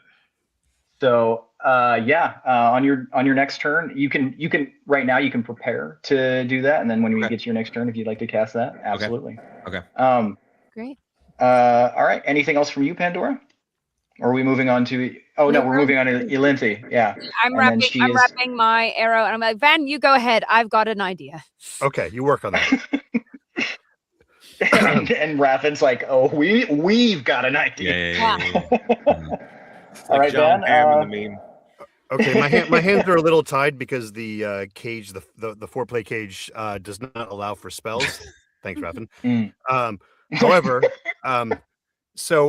with my hexblade capability, I am going to manifest a Norimutsu Odachi, which is a one-handed, 63-inch sword. So one-handed. Excellent. So 5'3". It's a 5 foot, so it's got a nice long reach to it, and therefore it is not a 2-handed weapon; it's a 1-handed weapon. So I'm going to getting right up as close to the cage as I possibly could. I'm going to make a thrusting attack through the bars of the cage as close to the, let's just go for a headshot, right? A beak shot, I Okay. guess, as much as possible. And because I'm going to use my hexware capabilities because it's a one-handed, so I can use my charisma modifier on the attack, as well as for the damage if we get that far. I can also, therefore, because I'm using a one-handed weapon, I can also use a feat of mine, which I'm looking up 1 second here. 1 second. Where is it? Savage Attacker. So when I hit a target, I can roll twice and use either roll against the target, and also and also where's the other one? There's another one I have. I swear to God, it's in here somewhere. Was it Thirsting Blade? Thirsting Blade. That's going to be for 2, yeah, as well. Is that, and that's on the attack, or that's only on the damage? That's an excellent question. I'll have to pull that up here. I believe it is on the attack, but I could be way off. Hold on, I will say that because it is through the bars of the cage, you will make that attack with disadvantage unless you have. I do have that advantage inspiration from Refn that I got earlier on that I would like to apply to that as well too. That would. Yeah. Oh, excellent. Okay. All right. So, and then I gave somebody inspiration. You gave it to my drawing last week, so okay. So you also have that, and Raffin has inspiration for this session as well. Yeah. Okay. So go. Wow, you guys. I should stop handing all this shit out. Where's my inspiration? We can't. I don't know that you're handing it out. I think we're earning it. Yeah. You know what? That is an excellent point. You guys are just too clever and cute and smart. So Thirsting Blade is only on the. It looks like it's on the attack. Yes, extra. It basically gives you the extra attack feature. Yes. You also are a step dungeon daddy, so that's true. I got to earn your love. Yeah. Gifts. That's giving gifts. Anyway, and I have another one. I'll lose the name of it right now, but when many 1s and 2s turn into 3s. Yes. Yeah. Yes. All right. So you go ahead and roll with disadvantage, and then if you're using the Bardic Inspiration, you can add it to that disadvantage dice. What's my disadvantage? You rolled your d20 twice, and then you would accept the lower number. Yep. But then you can add that Bardic Inspiration on it. Okay, that's gonna be a 9, and plus that Bardic Inspiration. Yep. So go ahead and roll a d8.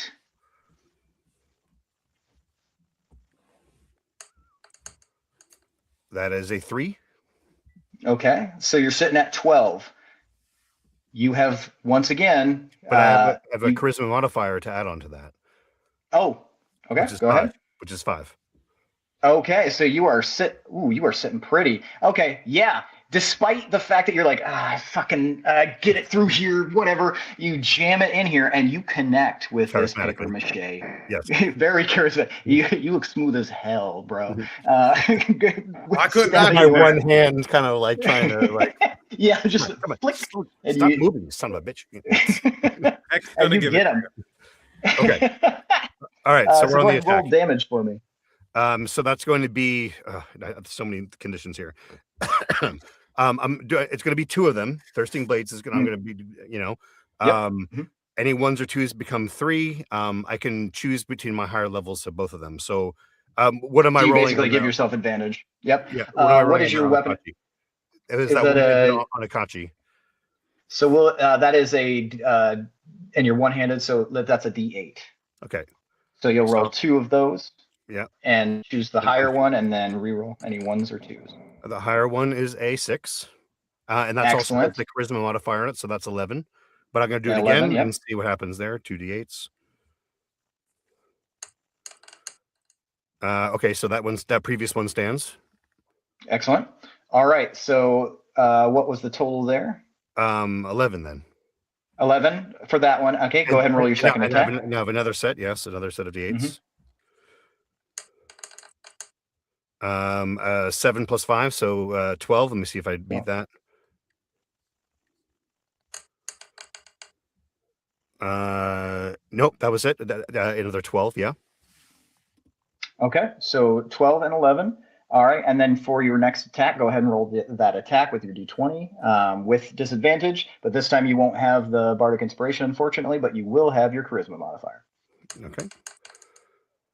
Nat 20. I have to use the disadvantage is the lower one. Yes. Okay. Yeah. So that with 5, that's 17. Okay. All right. Well, but this is where we can decide on a table rule, guys. If you have disadvantage and one of them is a 20, I will let you decide this. If you roll a 20, do you want it to still count as a crit even if you have disadvantage? The only thing I would say keep in mind is whatever for as above, so below. So if you guys can do it, that also means the enemies can do it. Mm. Or would you like to just keep it that you still, regardless? Because this is one of those situations you can decide what the standard is for the table. Does that make sense? Yeah. Yeah. For my part, I'm inclined to not allow it to crit. Okay. I'm okay with That's that. kind of my gut. Yeah. Okay. Yeah. All right. Excellent. And then, like I said, yeah, there's And no in this case, we have the official attack, rules. so we're not desperate for it. Yeah. Yeah. It might have been different if you would roll a 1 on the other one, but but yeah. So you get 17, you said, to hit. Yeah. So 17 That plus hits. 12 plus 11. Yeah. Oh, that's the Excellent. second attack, right? Okay. Yes. Yeah. Yeah, for the Yes. second attack. Yep. Yeah. And so go ahead and roll your damage now for that second attack. Sorry, guys. It's very complicated. No, it's all right. That's the trade-off. The 7 plus 5, so 12. I'm gonna do it again. Okay. Another That's the 12. most badass math class I've ever been in.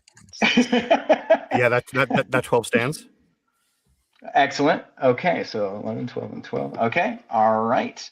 And okay, is that the end of your turn? Because you use your bonus action. I believe. Okay. Yeah, I think that's it. Yes. I don't have any bonus actions that apply here. Yeah, because they're spells. Yeah. Excellent. Yeah.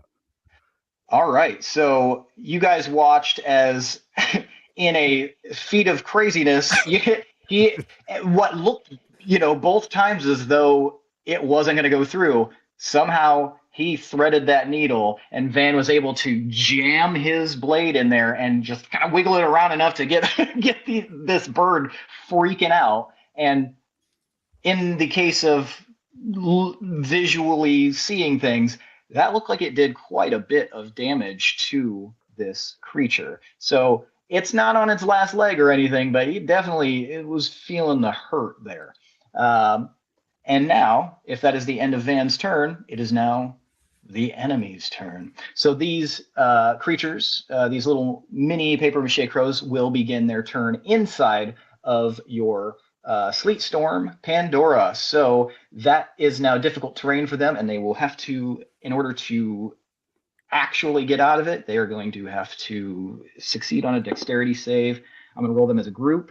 And while they do have high dexterity, there is literally no way that they saved on this. So they are stuck inside, for the moment, inside of this sleet storm, because it is very difficult for them to break out of this. This is an excellent fight. All right. So that is the end of their turn for the moment. The bird is going to attempt to break out of the cage with a charisma save. And your spell save DC is a 15. Is that correct, Raffin? Yeah, that's right. Okay. It does save. So when you, the second time, so it spent a round inside of this cage getting the hurt put on it. And this time it breaks out of the cage. But because of the fact that it took its entire action to do that, it is still technically on the ground. And that is the end of its turn because it spent everything it had trying to break that cage. Lame paper mache duck. Exactly. The cage sort of dissolves into this ruby mist. And on the plus side, now you don't have to worry about a concentration spell until you cast your next one. Nice. And the other plus side, plus, it's you guys' turn again. So who would like to go next?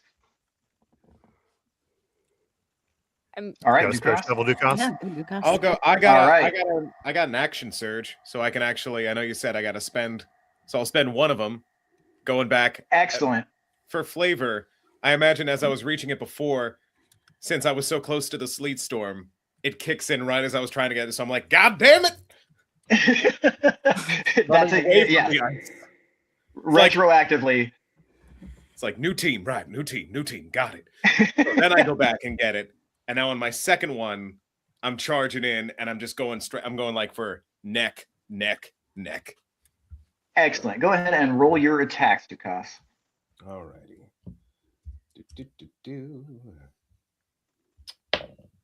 Oh, and since it's on the ground, it's still Yes. prone. So it's is that still with so advantage? technically, because it's not caged anymore, it is no longer incapacitated. So it would be just a standard roll. It's on the ground, but it is able to move on the ground. It just can't fly at the moment. Okay, so first attack is a 24. That hits. That absolutely hits. Second attack is a dirty 20. Okay, that also hits. He's really good at stabbing things with a halberd, guys. And that third one is a 25. Surprisingly, it hits. Oh my gosh, shocker. Okay, so 3 hits connect. Go ahead and roll your damage for me as you're just laying into this paper mache bird. Almost feel bad for it at this point. The first one was 12. Okay. The second one is 14. And the third one is 8. Jesus. Okay, yeah. So it's getting walloped on both sides by you guys. Yeah, you are heavy troweling this thing. Is there any you burned your action surge? Is there anything else you'd like to do with this turn, Dukas? Not mostly just like stab. It's just like knock my shovel out of my hands, will you? Very angry small man, not liking to look silly in front of his new friends. Now it's personal. All right, excellent. Thank you, Dukas. Who's next? Me. Peace. All right. Oh, yes, you have your- Elenthi, yes. it is now time to fire your flaming arrow. Please. Do we think And I now only... you no longer incur disadvantage for firing it. Yeah, I also want to use my inspiration so I can get advantage. There you go. Okay, go ahead and roll with advantage, please. Great, thank you. Well, it's just I don't add anything. It's just straight D20, right? D20 plus your whatever your attack is for your bow. So it should say like I think you have maybe a +6 or a +7. Let me see here. Every time I pull this up. It looks like it's not equipped. So Oh, that's why, because that one. Using a short bow, right? Yeah. Let's see. Why do I suck? Oh, I can't actually add it. Sorry. So if you go into your inventory and just click the square. Yeah, I did. Yeah. Okay. Does it say what your hit DC is? It is giving me like proficient. It's giving me the damage, but it's not giving me anything as far as that goes. Yes. So your hit is +6. So if you switch from inventory over to actions, it'll show you what that is now. Probably, you know what? That would probably be good. There we go, honey. And also, no, we're good. Okay, sorry. And you said so yeah, +6. Roll twice. Yes, you will roll twice and take the bigger number. +6 I'm gonna definitely take that bigger number because that is a natural 20 +6. Oh, 6. Yeah. Oh my goodness! With a flaming arrow. Legolas in this shit. Okay, so we're doing roll the damage and double it, correct, for our crits. So when you do this, because you were adding flame to it, you're going to add an additional D4 to your attack. So you'll roll 1d6 and then +3 and then add a D4, and then we're going to double whatever that is. Okay. That was a 6 on the D6 +3, so that's 9. Then I rolled a 2 on the 4. Okay, so 11 times 2, 22. 22. So 22 flame damage. So not only does that do double damage, but because this is a paper mache crow, this is going to do more damage than it would have if you had just shot like Van. So you fire this arrow, this flaming arrow, just You watch the flame kind of flicker at the end, pierces right into this paper mache bird, and it screeches out like a pig, and and it you can see a little flutter of flame inside of it. And we're going to do something I don't know if you guys have done yet, but I'm going to have you choose high or low, Ilianthi, and I'm going to flip this coin. Oh, frick. Gut says high. It's high. So what that means now is that because it is concentrating on the flame that has apparently ignited on it, everyone that attacks this creature is going to have advantage for at least an entire round. So great work, Ilianthi. Is that the end of your turn? Bonus actions. I don't think anything would really. Yeah, unless I wanted to do steady aim for my next attack. Oh yeah, but and you can also do that next round as well. Yeah, no, I think I'm good. I think that's excellent. It. I think I did enough damage. Yeah, you did a decent amount of damage, so good work. So now this thing is not only pissed off, it's just gotten out of imprisonment. Its wings are all fucked because some dude was hitting him with a shovel. It's been stabbed, and then it got shoveled again, and now it's flaming, and its bird friends are stuck in ice. So you guys are hurting this thing in a multifaceted way. It's psychological damage as well. Emotional damage. No good, very bad. Yeah, terrible, horrible. All right, who's next? I'll go. Because now that's out of the cage, I can use spells, right? Yeah. Yes, you sure can. Yes. All right. So I'm going to hit it with a Shadow Blade, which still doing the we're blending Pact Blade and Shadow Blade, so using the same weird longsword that I had before. And I have signed off on that for anyone watching who's like, wait a minute, that's not the way that works. Yeah, it's absolutely. I'm imbuing it with solidified gloom. So that's so and again the Pact Warrior stuff applies. I still get to add my charisma modifier to the attack and to the damage as well as Thirsting Blades if we get that far. Okay, excellent. All right, I'm rolling on the attack. Mm-hmm. That is a 1, so it's a 6. However, so that's that. Okay, so you rolled a 1 on the attack? Yes. So go ahead and roll a d6 for me, please. Okay. 3. Okay, that is just a regular failed roll. So do you have an additional attack with that? I don't know. Hold on. No, because my bonus actions are largely responses. Okay, gotcha. Yeah. Okay, so you go in and you're feeling confident. You know what I can do is I can put a hex on it. Okay, you can go ahead and put a hex on it. What would you like to hex? Hold on. I think you choose a stat here, unless I'm thinking of the wrong thing. No, it just says I deal an extra 1d6 necrotic damage whenever I hit it with an attack roll. Gotcha. I was thinking of Bane. I apologize. Okay. Excellent. Okay. So now you're going to apply necrotic damage to any of your attacks on this going forward. So, my God. Okay, you monsters. Is that the end of your turn, Van? Yes. Okay.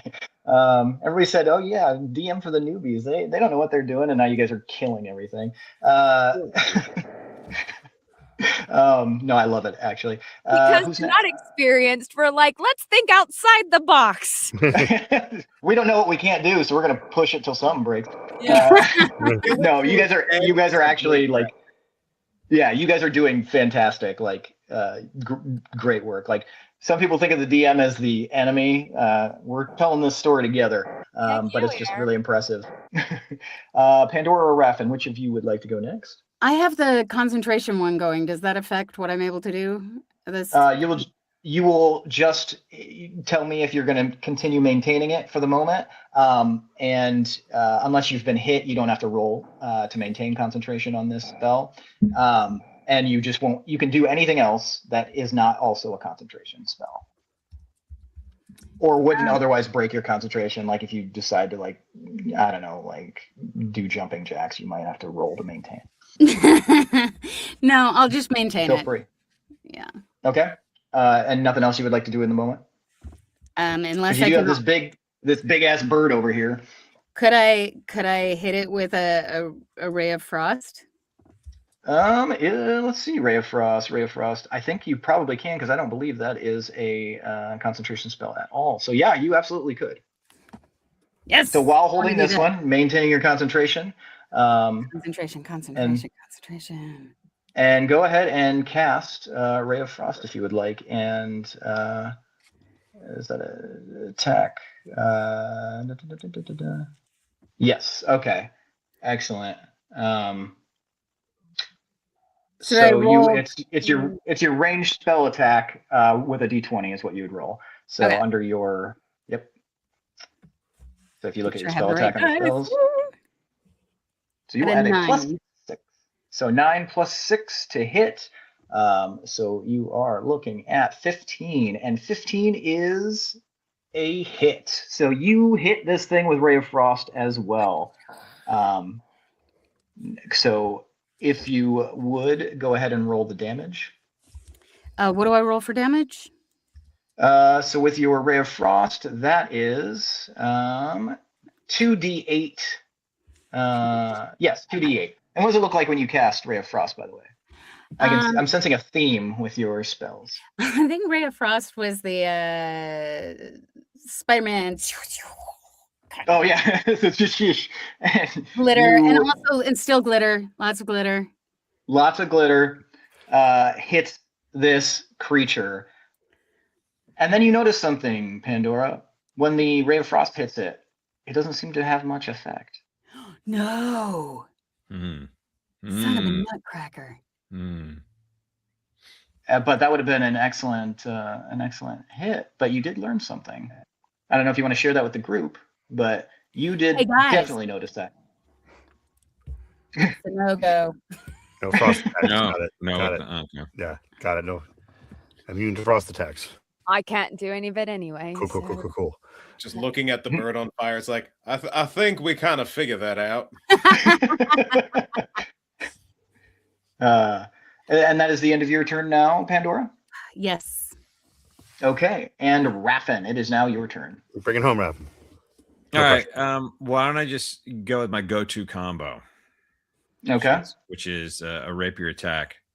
And I'll add a defensive flourish. Excellent. Okay, so you're going to spend some bardic inspiration. All right. Correct. I can do that. I can do that now, right?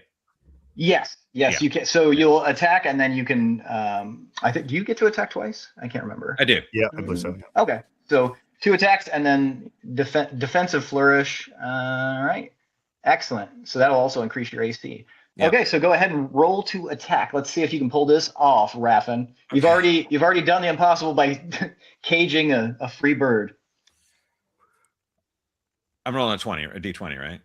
Yep, d20, and then you'll add for your rapier. You add +7 to hit. Okay, so it's a nat 20. Holy fucking hell yeah! Okay, so let's do this. Go ahead and roll your. I think it's you have 1d8 +5 on that. And tell me what that is, because that will affect the rest of this. So that's 11. 11, and that will be doubled to 22. Yeah. Raffin, show me what you got. You are getting the finishing blow on this beast. So tell me, I want you to paint me a beautiful picture of what you do with your rapier to end this suffering. So what I want you to, so here's what I want you to do. Okay, you ready? Here's what I want you to do. So zoom out. Okay. Alice in Wonderland is playing in the background. Okay. Wait, the original Disney animated. Yeah. Right. The Australian DJ. Okay. Chainsmokers is playing in the background, if you prefer. Okay. All right. That's it's thumping. No, you know what? No, let's go jungle. There's a jungle thing. It goes down real slow. The John Wick, sort of like flop happens here. The spin around occurs. There is just the residue of the frost thing that failed, but then the sparkles are still there. There's sort of a shimmer in the air, a glistening sheen of venom and righteous fury that comes spilling forth as the rapiers spin round and then find really a very sad and, like desiccated, like drained of all hope and like more, morally desiccated, like laying on the ground without any bit of like no ebullience at all. There's really a sadness to this because at the last moment when I look down and I see what I'm attacking and taking out completely, everything just sort of collapses, and with great pity I look at it and I say, "Good night, sweet bird prince," and then just run it through. And you guys see this beautiful flourishing shift of motion and light and the frost, perhaps taking advantage of that spell that didn't take purchase. He runs it through almost as if he's putting it out of its misery, and the thing shudders and it begins falling in strips. And those strips float away into the air and disperse, and leaving in its place what drops to the ground, ding, ding, a piece of a key. Dang, yeah. And you realize, holding concentration, will say that you are very in tune, Pandora, with your concentration spell. You realize that once that bird is down, the others also disperse. So you've essentially wiped out this room's major enemy. However, you have also found a piece of your key. And that makes you guys realize that the room suddenly gets a little bit brighter now that the enemy is gone. And I would like you, since we're getting close here, I would just like everybody to give me a general perception check, please.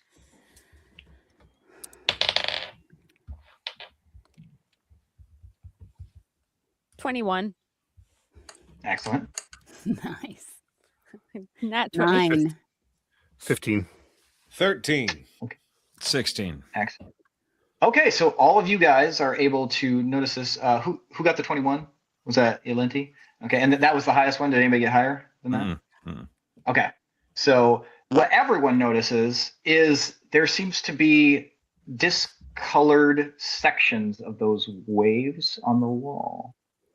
And you guys kind of all realize that as the light kind of brightens in here. Ilinthi, you notice that each of those discolored sections, the wave on them, there's 5 of them, and they are all inverted. And as that is you're reckoning the thing that you notice, that these 5 sections are inverted, that seems important to you. The discoloration seems important to the rest of you, but that's when you guys realize, oh no, it's happening again. The walls seem to be, as it just got brighter, it seems to be getting dimmer, as if the walls are sort of closing in slightly, your vision getting a little bit darker. And as always, you've met a new friend along the way. Friend. Is there anything you would like to say to your new friend before you disperse into the ether of rebirth into the room? I'm sorry if I checked you were undead. I just look, I'm just like, y'all have been a very weird dream, but not the weirdest dream.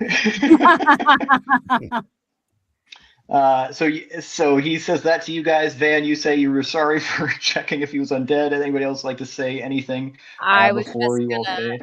I was just going to say thank you for trying to choose me before yourself, even though it didn't work out. Aw. Can I respond to them? Yep. Since they did. I turned around. I was like, "No harm, no foul." And I looked at Linthy. I'm like, "I hope you get your dog, darling." Excellent. Raffin or Pandora, would you like to say anything? Charmed. Truly. In another life, darling. Oh, you guys bonded. Okay, cool. And Raffin. Oh God. Where to start? Duck ass, here's the thing. You came into our lives as a stranger, but you are leaving as a stranger. And I think that is the first time that has happened. And while I can't say for certain that this will occur, I have this sneaking suspicion that we will see each other again. Yeah. I hope so. Good kill. Keep on shining, Sparkles. But my aunt used And to with say. that, the cast begins to fade away, and you guys all feel yourselves being drawn into this forever void. And the last thing you hear before total blackness takes you, you, stay here. And that's where we're going to end for the night. Yay! That was so much fun. Good. Oh, that was fun. I love that. God. Yeah, excellent work, guys. You guys whooped the hell out of that bird. Yes, we did. Yeah, we did. And I I was must be an Eagles fan. Kill the bird. Yeah, excellent work. Yeah, that was great. And yeah, thank you so much, Daniel, for joining us. Daniel Wisniewski, everybody. Fabulous work. This is fun. And do this forever. yeah, D&D be fucking hell, yeah, man. Daniel, if you'd like, would you like to, tell people watching or where they can find you, who you are, if they may not know? Sure, yeah. Hi to those who are not inclined. I'm Daniel Wisniewski. You can find me on Instagram and now TikTok at Dan the Voice Man. Well, Dan the Voice Man 1 on TikTok. I was a little late to that party. But I'm a narrator. I've done over 300 titles, 1% Lifesteal, Mage Tank, Quest Academy, Stubborn Skill Grinder, all that jazz. Founders Edition just came out. Give it a listen. It's great. But yeah, I was just really thrilled to be here. Thank you guys so much for letting me just jump in and do some fun voices and kill a bird together. This is great. Yeah. This would have been around Fantastic. Thanksgiving when we killed the bird. We could have made it a whole Thanksgiving episode. Carving up that turkey. I would have made it a paper mache turkey. You might all be getting crocheted birds if I have my way. Oh my God, yes! Please. My wife is great at To crochet. commemorate. Actually, I don't need a bird. Can I get Dana, please and thank you? He just shows up with a mastiff. This is your problem now. Thank you, Daniel. Really appreciate it. You did an excellent job. Thank you so much. Let's go ahead. Jonathan, you want to start this off with the usual cast? No. Okay. Neil. Nice. Neil, go right for it. Nah. Jessica. I feel like I have to say no. Zora. Sure. I'm usually last. Zora was always alphabetical order has never been my friend. You can find me on Instagram. Yeah, right. You can find me on Instagram at Zora Johnson. I do not do the TikTok because it scares the bejesus right out of me.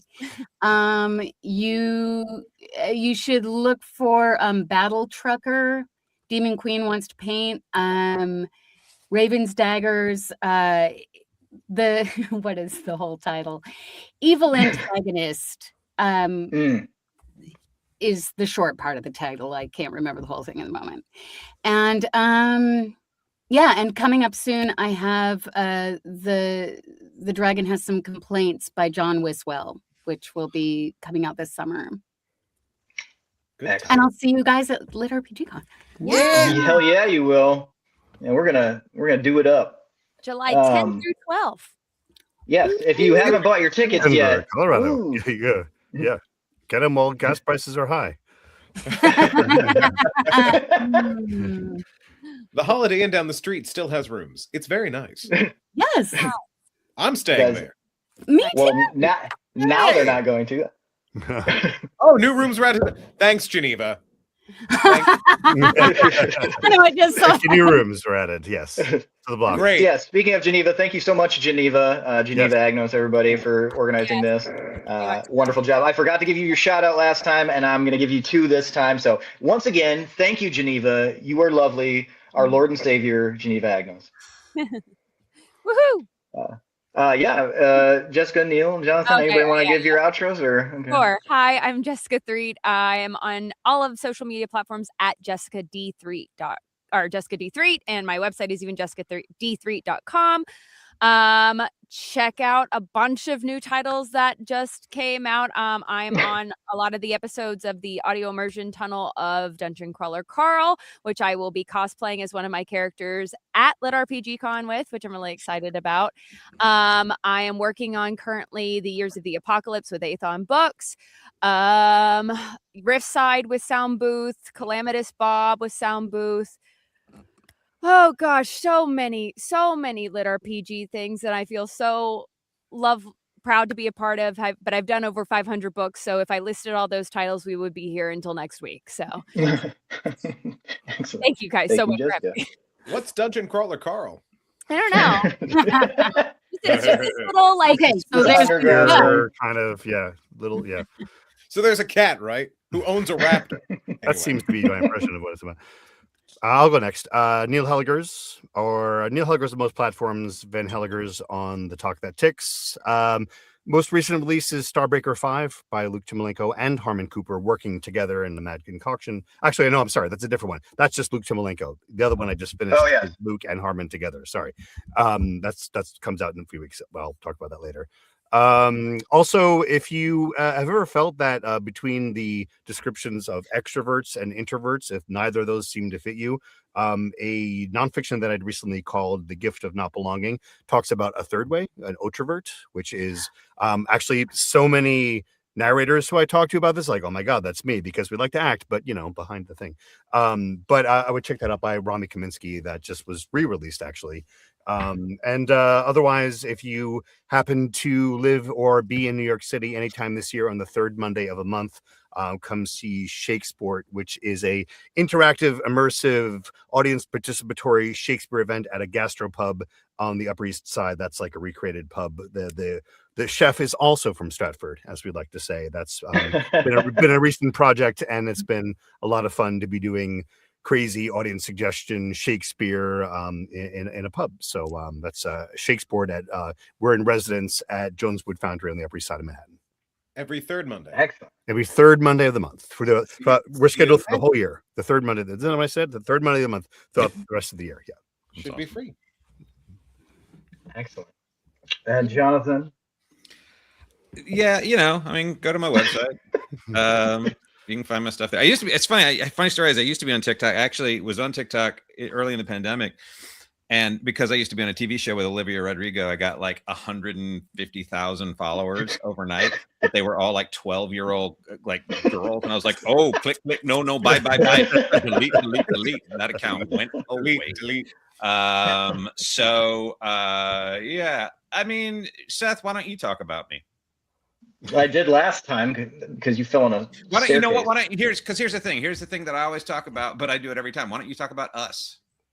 Okay, well, I am Seth McDuffie, best-selling author of Big Siki Barbarian, co-author of the wonderful and very, very clever lit RPG Meet Your Maker, Volume 3 of which is out in fall that I co-wrote with this man right here, Jonathan McLean.